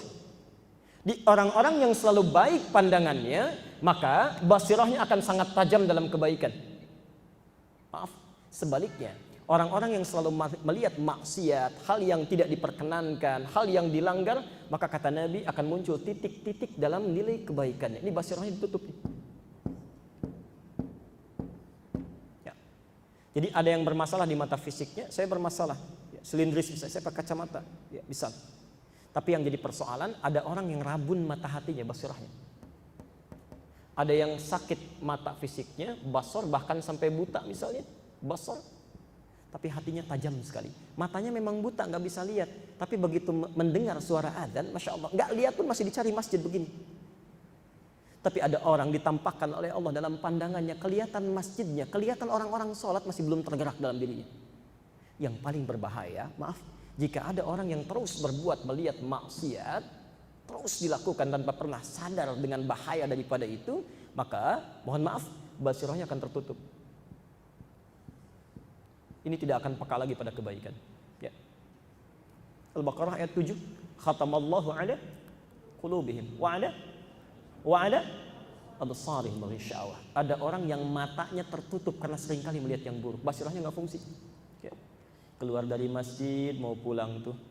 Ini kayaknya sendal saya yang ini deh. Bukan kayaknya yang ini. Bukan kayaknya yang ini. Padahal ke masjid nggak pakai sendal itu. Gitu pulang pakai sendal orang. Karena matanya nggak bisa lihat basirahnya. Baik, kita cukupkan dulu ya untuk materinya. Jadi saya simpulkan dulu sebentar supaya agak nyambung runtutannya. Ya. Maaf kalau agak sedikit mesti lompat karena memang ini agak dalam kajiannya untuk pengantar, tapi kesananya akan lebih mudah. Ya. Saya permudah dulu konsepnya. Saya permudah. Satu, setiap manusia, kalau mau ditulis silakan. Setiap manusia, kata Al-Quran,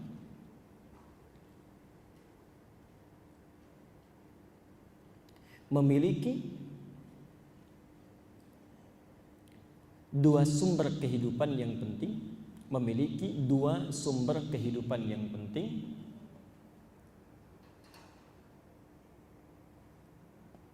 yaitu roh dan jasad.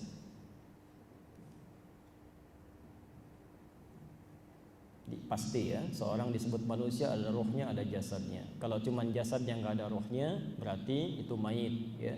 Kalau cuman jasad, roh tidak ada jasadnya, itu persoalan. Sudah? Dua. Roh berasal dari Allah. Roh berasal dari Allah yang Maha Suci. Roh berasal dari Allah yang Maha Suci, sehingga unsur-unsur yang dibawa oleh roh,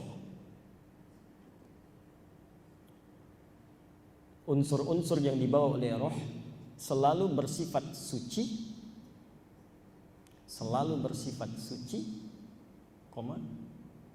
mengumpulkan banyak kebaikan, ya. Dalam kurung takwa, ya. Tadi sudah saya terangkan. Selanjutnya, adapun jasad, ya, 3. Adapun jasad memiliki peran ikhtiar manusia,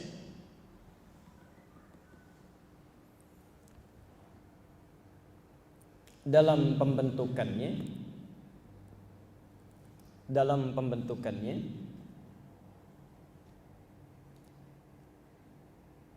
sehingga seringkali bercampur unsur kebaikan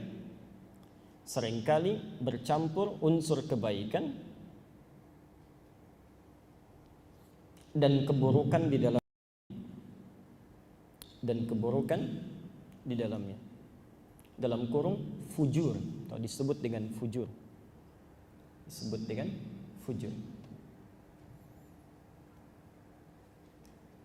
Selanjutnya nomor 4.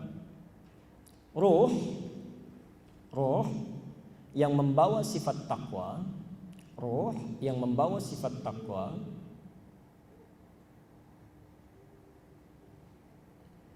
bila telah menyatu dengan fujur, bila telah menyatu dengan jasad, roh yang membawa sifat takwa bila telah menyatu dengan jasad yang memiliki sifat fujur,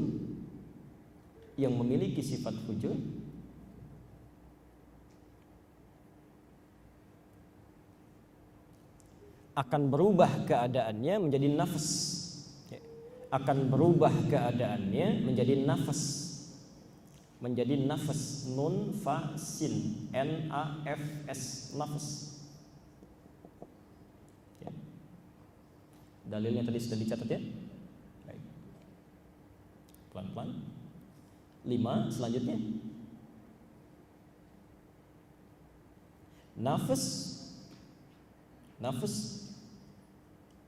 akan sangat berperan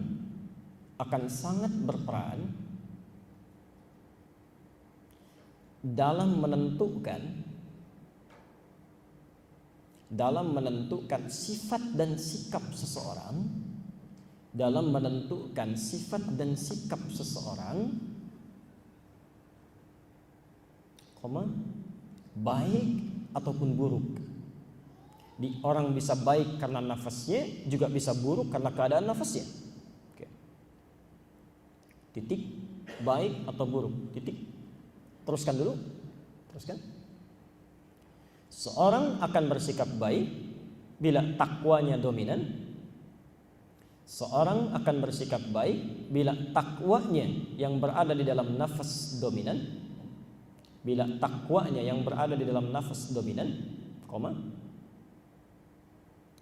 Namun bisa berperilaku buruk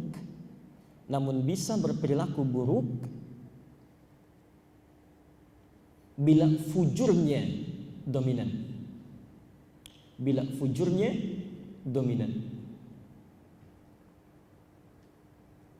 Teruskan.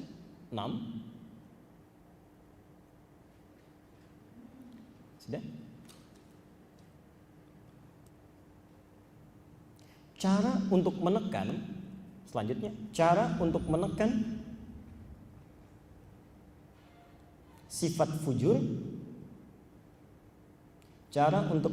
sifat fujur, agar sifat-sifat takwa bisa muncul ke permukaan,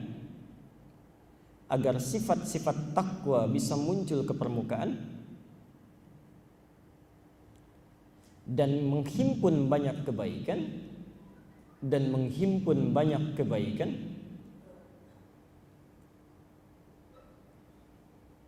disebut dengan tazkiyah.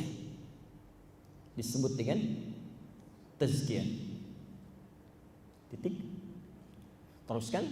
Dari sinilah lahir istilah tazkiyatun nafas.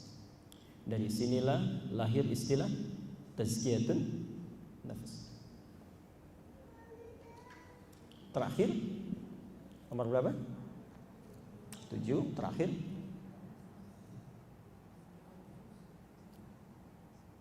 Terakhir. Respon baik ataupun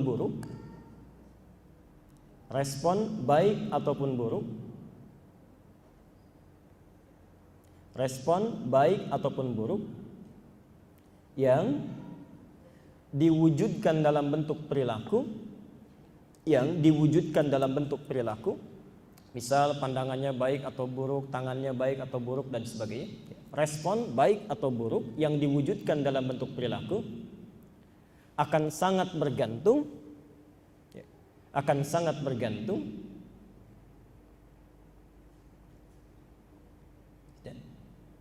pada berbagai informasi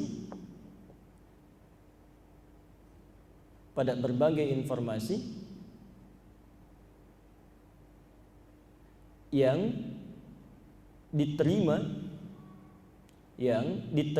oleh nafas yang diterima oleh nafas dari berbagai organ tubuh terkait. Dari berbagai organ tubuh terkait. Dalam kurung silakan ditulis mata, ya. Dalam kurung mata. Nah ini kurang lebih ya. Bisa dilihat. Mata, telinga, mulut, lidah, kulit. Mata, telinga, mulut, lidah, kulit. Baik. Sekira kita berhenti kajian kita di sini ya. Untuk pengantarnya nanti untuk tahapan berikutnya kita akan keluarkan fase pertama dalam ilmu tazkiyatun nafas yang dimunculkan oleh Al-Qur'an ya, dimunculkan oleh Al-Quran. Saya mau akhiri, sebelumnya saya buatkan bagan sebentar ya. Ibu nanti boleh copy Bapak, karena ini masih jauh materinya ya. Jadi ada bentuk jiwa, mutmainnah, lawamah, ammarah, ya, kondisi hati dan sebagainya. Masih agak jauh kita.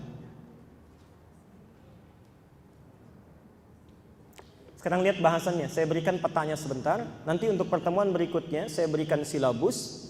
Ya, kemudian saya berikan konsep bahasannya dan referensi kitabnya supaya nanti kajian kita bisa lebih fokus ya.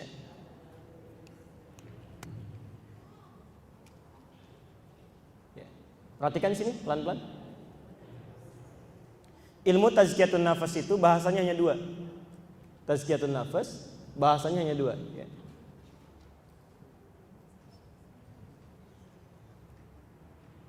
Satu, bagaimana mencegah penyakit supaya tidak masuk ke hati. Mencegah penyakit hati. Ini yang jarang dibahas.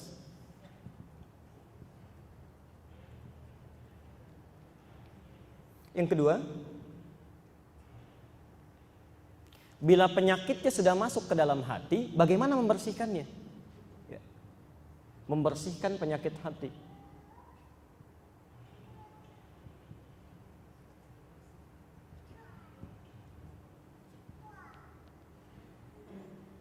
Begini, maaf, di nafas kita misalnya, ya, di nafas kita dimasukkan penyakit iri hati. Ya. Nah, ada seseorang melihat sesuatu kemudian iri itu apa? Dari mana sumbernya? Ya. Kalau Anda bisa mencegah iri hati ini untuk tidak masuk ke dalam nafas, kenapa dimasukin? Ya. Kalau kita bisa cegah, jangan biarkan dia masuk, kita cegah ini. Nah, ini konsep yang pertama dari ilmu tazkiyatun nafas. Cuma kadang-kadang itu tidak mudah melakukannya seperti mengucapkannya. Ya. Misal ini sudah masuk ke dalam nafas, ke dalam jiwa, bagaimana membersihkannya? Itu bagian yang kedua. Itu bagian yang kedua. Ya. Jadi nanti pertemuan selanjutnya kita akan bahas bagaimana memfungsikan organ-organ dalam tubuh kita sehingga tidak mengundang penyakit untuk masuk. Ya. Jadi sebelum masuk kita cegah dulu. Jadi kita akan keluarkan ayat-ayatnya di Quran. Ya. Tadi mata sudah misalnya sebagai contoh, nanti ada telinga. Ya, hati-hati, karena nanti akan disebut di Quran orang yang telinganya kena sumbatan, padahal bisa dengar. Bisa dengar. Nanti besok ada konser musik di GBK, jutaan pun dikeluarkan, dengar. Ya. Tapi kalau pengumuman, jangankan pengumuman, azan yang masjidnya saking sayangnya Allah pada orang itu masjidnya dibangunkan di samping rumahnya, tapi azannya nggak kedengaran. Yang jauh kedengar, tapi azan nggak dengar. Ya. Itu kata Quran, wa fi adzanihim waqra, di telinganya ada sumbatan. Nah, bagaimana penyakit itu bisa masuk? Nah, jadi sebelum itu masuk kita cegah dulu tuh. Ya. Karena kalau sudah masuk ini tidak mudah membersihkannya. Ya, tidak mudah, pelan-pelan. Jelas ya? Nah, di hari ini kita belum belajar sama sekali, kita baru belajar pengantarnya saja. Ya. Kita baru belajar muqaddimahnya, pengantar sampai menemukan kalimat apa itu ilmu tazkiyatun nafas. Baik. Slide-nya sudah saya buat, kalau ada yang mau mengcopy nanti saya persilahkan. Tapi untuk kelengkapannya ini belum lengkap betul ya, karena baru sedikit saja kami masukkan. Ya. Saya kira itu untuk pertemuan kita hari ini. Bila ada pertanyaan barangkali saya perkenankan 5-10 menit ke depan. Kalau ada yang dituliskan lebih baik ya. Silakan. Bisa dibantu Mas? Bisa dibantu.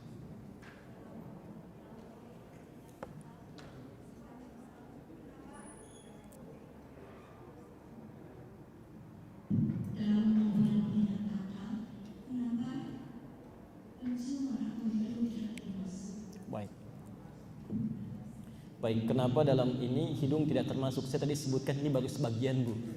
Ini baru sebagian. Ini sebagian banyak yang intinya yang saya cantumkan di sini, organ yang seringkali banyak digunakan dalam fungsi kehidupan, dan ini yang sering melahirkan maksiat, ya. Karena hidung itu jarang sekali, mohon maaf, hidung itu umumnya tidak memberikan respon hati. Hidung itu lebih kepada kebutuhan-kebutuhan yang sifatnya mengarah kepada kebutuhan biologis, ya. Ibu cium makanan, tumbuh lapar, itu kan. Cium parfum misalnya, muncul sesuatu, respon dan sebagainya. Tapi masuk nanti dalam kajiannya, ya. Cuma ini saya tampilkan sebagian saja, yang lain, yang besar-besarnya, ya.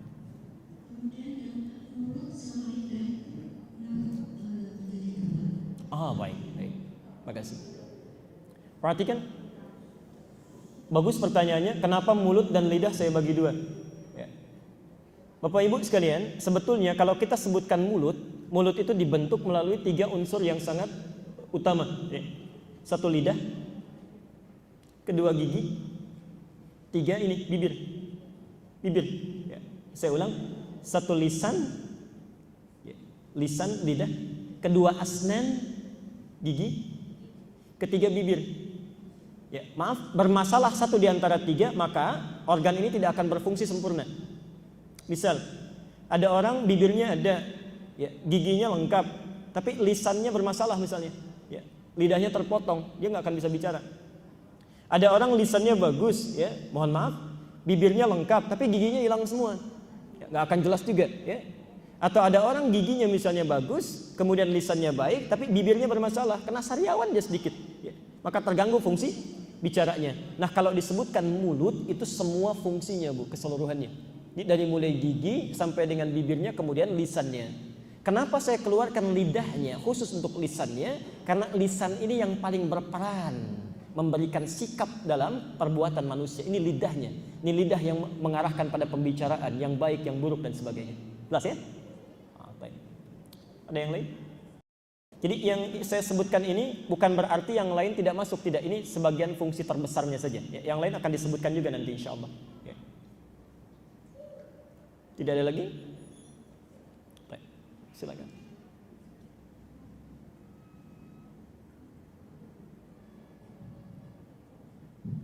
Assalamualaikum Pak Ustaz. Assalamualaikum.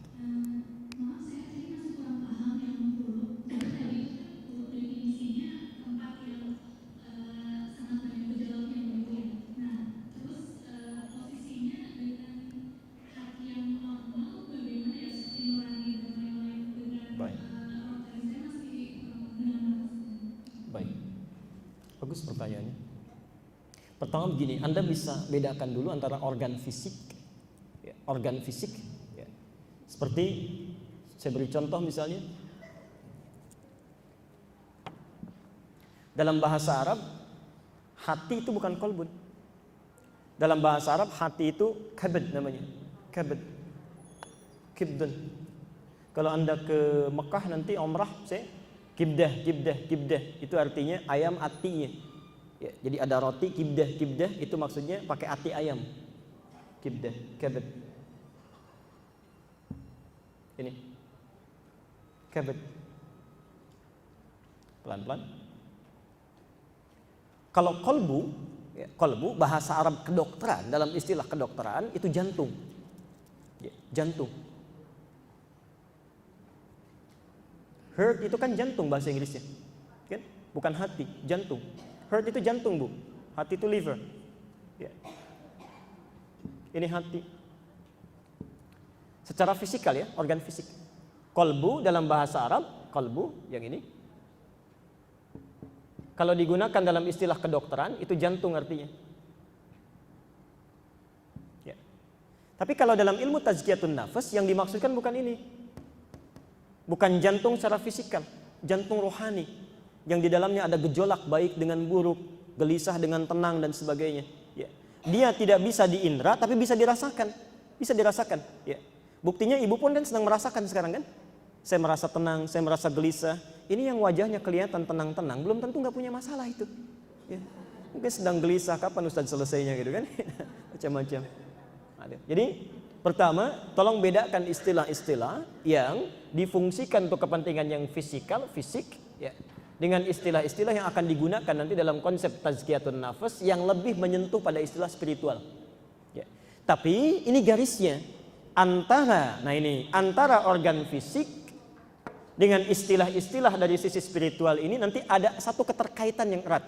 Misal, mata fisik disebut dengan basar, ya. Mata non fisik disebut dengan basirah. Oke?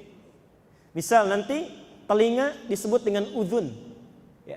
Pendengarannya disebut dengan sama. Sama, ada udhun, ada sama. Nanti kita bahas. Ya. Ada orang yang fungsi fisikalnya misalnya basar, ya. Fungsi matanya dia bermasalah. Tapi ketika hatinya dilatih, itu bisa lebih tajam basirahnya dibandingkan dengan basarnya. Ya. Pernah dengar Imam Al-Bukhari? Imam Al-Bukhari, Anda yang punya kitabnya, Fathul Bari namanya. Fathul Bari Syarah Sahih Al-Bukhari, ditulis oleh Ibnu Hajar Al-Asqalani. Lihat jilid yang pertamanya, halaman 631 di paragraf ketiga, baris 1 sampai dengan baris 9. Itu ada kisah yang sangat luar biasa. Al-Bukhari nama aslinya siapa? Al-Bukhari nama aslinya Muhammad, ya. Punya bapak namanya Ismail, kakeknya namanya Ibrahim, kakek buyutnya Al-Mughirah, eyang buyutnya Al-Bardizbah. Tinggal di Kecamatan Ju'fah, Kabupaten Bukhara, Provinsi Khurasan, negara Uzbekistan sekarang. Ya. Ya. Di Muhammad bin Ismail bin Ibrahim bin Al-Mughirah bin Al-Bardizbah Al-Ja'fi Al-Bukhari. Jadi Al-Bukhari itu nama daerahnya. Ya. Saya mau cerita singkat saja. Saya ingin gambarkan bagaimana ilmu tazkiyatun nafas diterapkan. Nanti ibu bisa praktekkan, Bu. Ibu bisa praktekkan. Pak, maaf, Al-Bukhari itu sejak kecil matanya buta. Begitu beliau lahir, tumbuh 2 tahun, itu matanya buta. Matanya buta. Tapi Masya Allah, ibu bapaknya itu selalu melakukan amalan, mendekat kepada Allah, dan punya cita-cita anaknya ini mesti tumbuh menjadi anak yang soleh. Mesti tumbuh jadi anak yang soleh. Di saat anaknya wafat, Masya Allah, ini istrinya masih memegang teguh, ya, komitmen di antara suami dan istri itu. Anak saya mesti berhasil. Single parent, Bu. Ya, single parent. Maka Masya Allah, saat mulai tumbuh dalam keterbatasan matanya buta, sudah ikhtiar sana sini, tidak sembuh-sembuh. Tapi perhatikan, ketakwaan orang tua yang seringkali memohon kepada Allah itu berdampak pada penjagaan Allah. Anda titipkan anak kepada Allah, maka Allah akan jaga sepanjang hayatnya. Bapak ibu misalnya rawat di rumah ini, ya, kalau di rumah bisa kelihatan, keluar dari rumah siapa yang rawat? Siapa yang perhatikan, yang mengawasi? Itu nggak ada kecuali Allah. Ya. Di saat Anda titipkan kepada Allah, Allah yang akan mengawasinya. Ya. Karena itu nanti satu saat kita akan belajar dalam fikih keluarga, ya, satu saat, ya.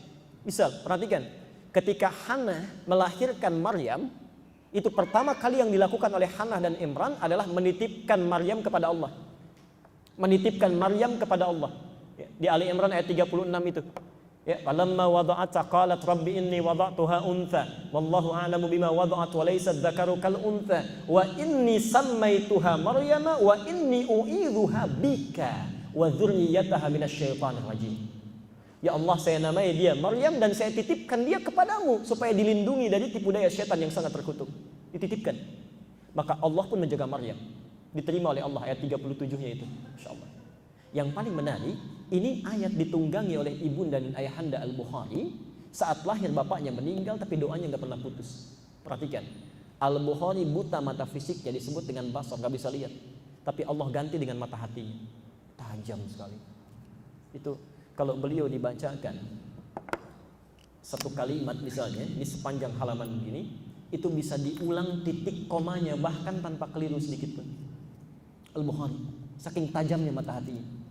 Nah, yang mau saya sampaikan, satu ketika beliau datang ke majlis Qur'annya, ya, kemudian belajar dengan gurunya, belajar Quran. Saat itu dibacakan surat Qaf, surat ke-50. Saat dibacakan, ya, selesai gurunya membacakan, bertanya, man hafidha? Siapa yang telah hafal katanya? Tiba-tiba anak kecil usia 4 tahun, ya, sedangkan teman-temannya lebih daripada itu usianya, mengacungkan tangannya dan dia buta matanya. Dia katakan, Syekh, hafidtu ala dhahri qalbi. Saya sudah hafal dalam jiwa saya. Saya sudah hafal dalam kepala saya. Ya. Jadi ada orang yang hafal di luar kepala, ya, ada orang yang hafal di dalam kepala. Ya, hafalan terbagi dua, ya. Hafal di luar kepala, itu belum masuk, ya. Ada yang hafal di dalam kepala. Nah, Al-Bukhari ini dibacakan sekali bacaan, kata beliau saya sudah hafal. Gurunya bingung. Ada orang bisa melihat mushafnya dipegang belum hafal, ini anak gak bisa lihat sudah hafal. Kata gurunya, ta'al ya bunai, maju sini. Iqra, bacakan. Allah, bukan hanya kalimatnya tapi makhrajnya, sifat hurufnya itu persis seperti gurunya yang membacakannya. Langsung dipeluk oleh gurunya, dikatakan padanya, perhatikan kalimatnya, minal an tadrusul hadis. Mulai hari ini Ananda mesti belajar hadis. Itu senangnya luar biasa, Bu, Pak. Karena gurunya paham kalau Quran dimudahkan oleh Allah, pasti mudah bagi anak ini. Menghafal hadis saja begitu mudahnya, Masya Allah. Maaf, dibacakan Quran saja begitu mudahnya, karena Quran itu dijamin. Ya, 4 kali diulang dalam Al-Quran sendiri. Tadi saya bacakan juga. Quran surah 54. Ya, ayat 17, ayat 22, ayat 32, ayat ke-40. Walaqad yassarnal Qur'ana lidzikri. Kami sudah mudahkan Quran untuk diingat. Ya. Prinsip gurunya, bagi kamu Quran mudah, hadis pelajari. Lihat poinnya ya. Pulang ke rumahnya, bertemu dengan ibundanya. Kata Al-Bukhari kecil, ummi, bu, tadi terjadi begini. Ya. Begini. Ibunya senang luar biasa. Ya. Perhatikan, Al-Bukhari mulai berkata, di sini keajaibannya. Kata Al-Bukhari kecil, ummi uridul hadis. Ma, saya ingin belajar hadis. Kata ibunya, Ananda punya keterbatasan, iktafi bil Quran tsummal hadis. Cukupkan dulu dengan Al-Quran, setelah itu Nanda belajar hadis.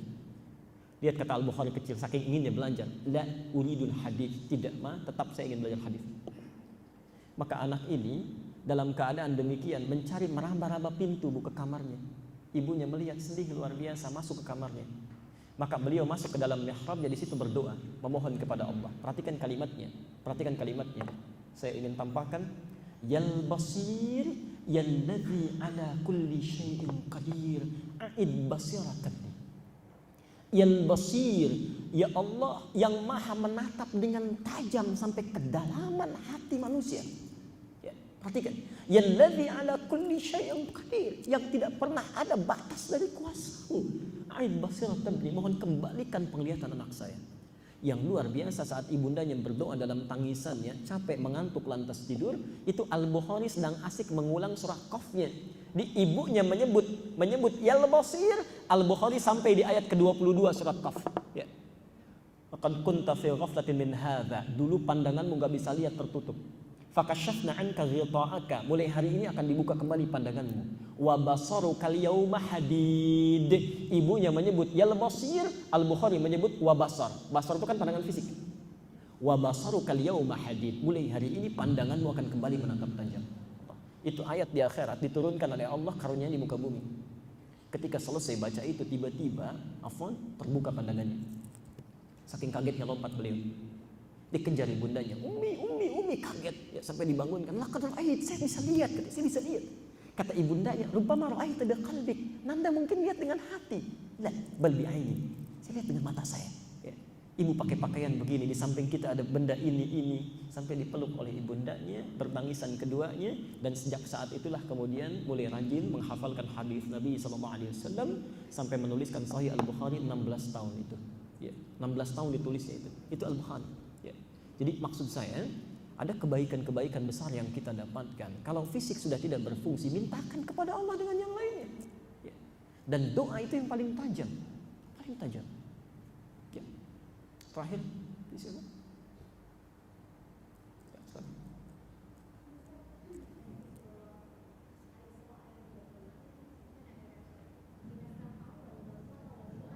Ya.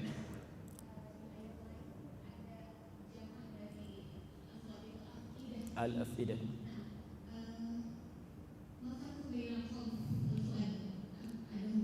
Baik.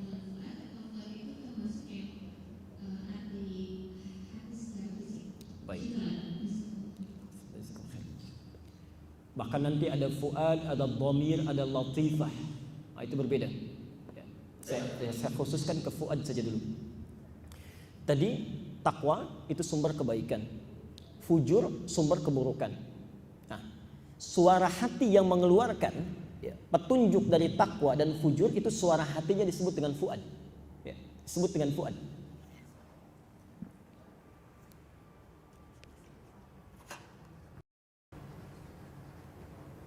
Sautul qalbi alladhi yatahakkum 'ala syai'. Ya. Suara hati yang memberikan hukum atau tindakan pada satu persoalan, respon pada satu sikap. Jadi ini ada qalbu. Ya. Sini ada nafas. Ini ada takwa. Di sini ada fujur, nafsu. Perhatikan. Misal, seseorang melihat kebaikan, orang pergi ke masjid. Direspon oleh mata kan? Tembuskan ke akal, ditembuskan ke sini. Ya. Masuknya ke takwa. Saat masuk ke takwa, kan dibalikan ke sini, ke akal supaya direspon kan? Supaya direspon. Nah, suara hati yang memerintahkan, suara qalbu yang memerintahkan respon itu suaranya disebut dengan fuad. Ya. Jadi dia bisa memerintahkan kebaikan, bisa juga memerintahkan keburukan kalau fujur yang ditujunya. Ya. Dikala yang dilihat yang jelek-jelek masuknya ke fujur, fujur memerintahkan, mata melotot, tangan pukul. Nah, itu yang mengeluarkan bahasa hatinya ini fuad. Namanya fuad. Ya, jamaknya afidah. Karena itu, di hari kiamat, seorang yang punya masalah nanti akan ditanya 3 hal sumber informasinya. Pertama, pendengarannya. Karena yang pertama diciptakan oleh Allah saat seseorang mulai ditiupkan rohnya itu pendengaran, bukan penglihatan. Jadi hati-hati Bu ya, Pak. Kalau sudah ditiupkan rohnya, itu bayi yang ada di dalam kandungan, janin yang ada dalam kandungan itu sudah mendengar. Sudah mendengar. Ya. Wa ja'ala lakumus sam'a. Sam'a. Hati-hati. Dia sudah dengar. Ya. Karena itu nanti di Quran ketika kandungan sudah berproses bahkan semakin berat ke fase persalinan, itu dianjurkan kedua orang tua, calon bapak, calon ibu untuk memperbanyak doa. Bahkan doanya diatur di Quran. Ada di Quran surah 7 ayat 189. Ya. Al-A'raf 189. Pelan-pelan. Di pendengaran sumber ilmu. Ya.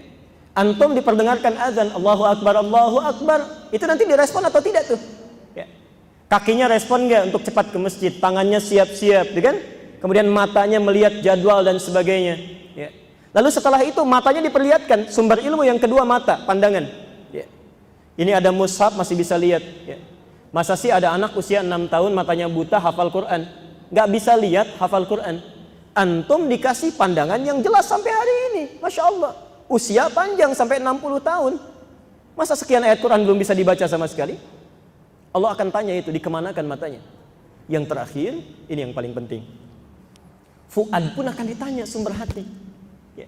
Di ketika ada misalnya adzan didengar, tiba-tiba ada orang yang olahraga misalnya, meninggalkan sholat, padahal dia muslim, dia tahu. Ya. Maka nanti oleh Allah fuadnya ditanya, hei, apa kamu tidak membisikkan pada pemilikmu untuk cepat merespon pergi ke masjid?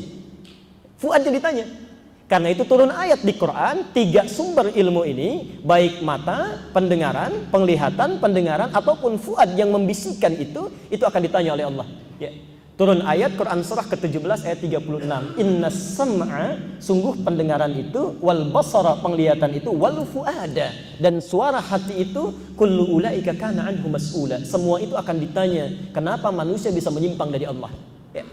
Mata akan ditanya, hei, apa kamu tidak lihat saat orang ke masjid? Kamu lihat gak? Kata matanya lihat, tapi orang ini tidak mau respon. Hei telinga, apa kamu nggak dengar ketika azan dikumandangkan? Kata telinga, saya dengar, tapi orang ini nggak mau respon. Fuadnya akan ditanya, apa kamu tidak bisikan supaya dia berbelok sedikit ke masjid? Kata fuadnya, saya katakan, tapi orang ini tidak mau respon.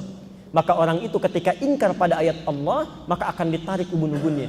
Quran surah ke-4 ayat ke-56 An-Nisa. Ditarik orang ini ubun-ubunnya. Itu siksa paling ringan di neraka. Paling ringan. Innal ladzina kafaru bi ayatina sawfa nuslihim nara. Sungguh orang yang mengingkari ayat-ayat kami, itu akan ditarik ubun-ubunnya ke neraka. Ini nariknya. Terus dimasukkannya, ini ilustrasi saja ya, wallahu alam, kita tidak ingin masuk ke situ ya. Perhatikan. Setelah ditarik ubun-ubunnya itu dicelupkan ke neraka. Cara nyelupnya gini, pernah bikin teh celup? Kalau teh celup kan dimasukkan, naikkan kan?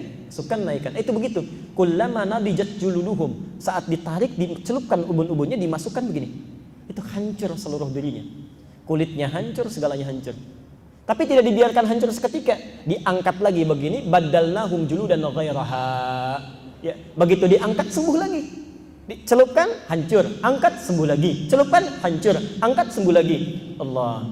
Satu harinya berapa lama di dunia? Satu hari akhirat berapa lama di dunia? Tahu dari mana? As-Sajdah ya, ayat yang kelima itu. Yudabbirul amra minas samai ilal ardi thumma ya'ruju ilaihi fi yawmin kana miqdaruhu alfa sanatin mimma ta'udun. Kata Allah, perbandingan akhirat dengan dunia itu satu harinya 1000 tahun dunia. Maaf, kalau ada yang dicelupkan di akhirat di neraka sehari saja itu sama dengan 1000 tahun. Satu detiknya 48 hari. Jadi kalau ada yang dicelupkan satu detik saja di situ, itu sama dengan sakitnya 48 hari selama di dunia. Itu yang paling ringan, yang paling ringan. Allahu a'lam bissawab. Jelas di sini? Baik. Kita cukupkan dulu ya. Baik, kita cukupkan dulu untuk materi hari ini. Jadi kita baru pembuka, ya, kita belum mulai inti materinya. Kita baru belajar apa itu ilmu tazkiyatun nafs. Insyaallah dalam pertemuan berikutnya kita akan coba bahas apa yang telah kita uraikan tadi sampai kita menemukan kira-kira nafsu kita ada di mana. Ya, apakah mutmainnah? Apakah lawamah? Apakah ammarah? Qalbu kita ada di mana? Apakah qalbun salim? Apakah qalbun marid atau bahkan mungkin qalbun mayyit, ya? Waliyadu billah. Baik, saya kira kita cukupkan kajian kita sampai di sini. Bila benar ada dari Allah dan Rasulnya, kalau salah itu dari saya pribadi mohon dimaafkan. Kita akhiri dengan doa kifaratul majlis. Subhanakallahumma bihamdika asyhadu an la ilaha illa anta astaghfiruka wa atubu ilaik. Wa akhiru da'wana alhamdulillahirabbil alamin. Wa afu minkum. Assalamualaikum warahmatullahi wabarakatuh.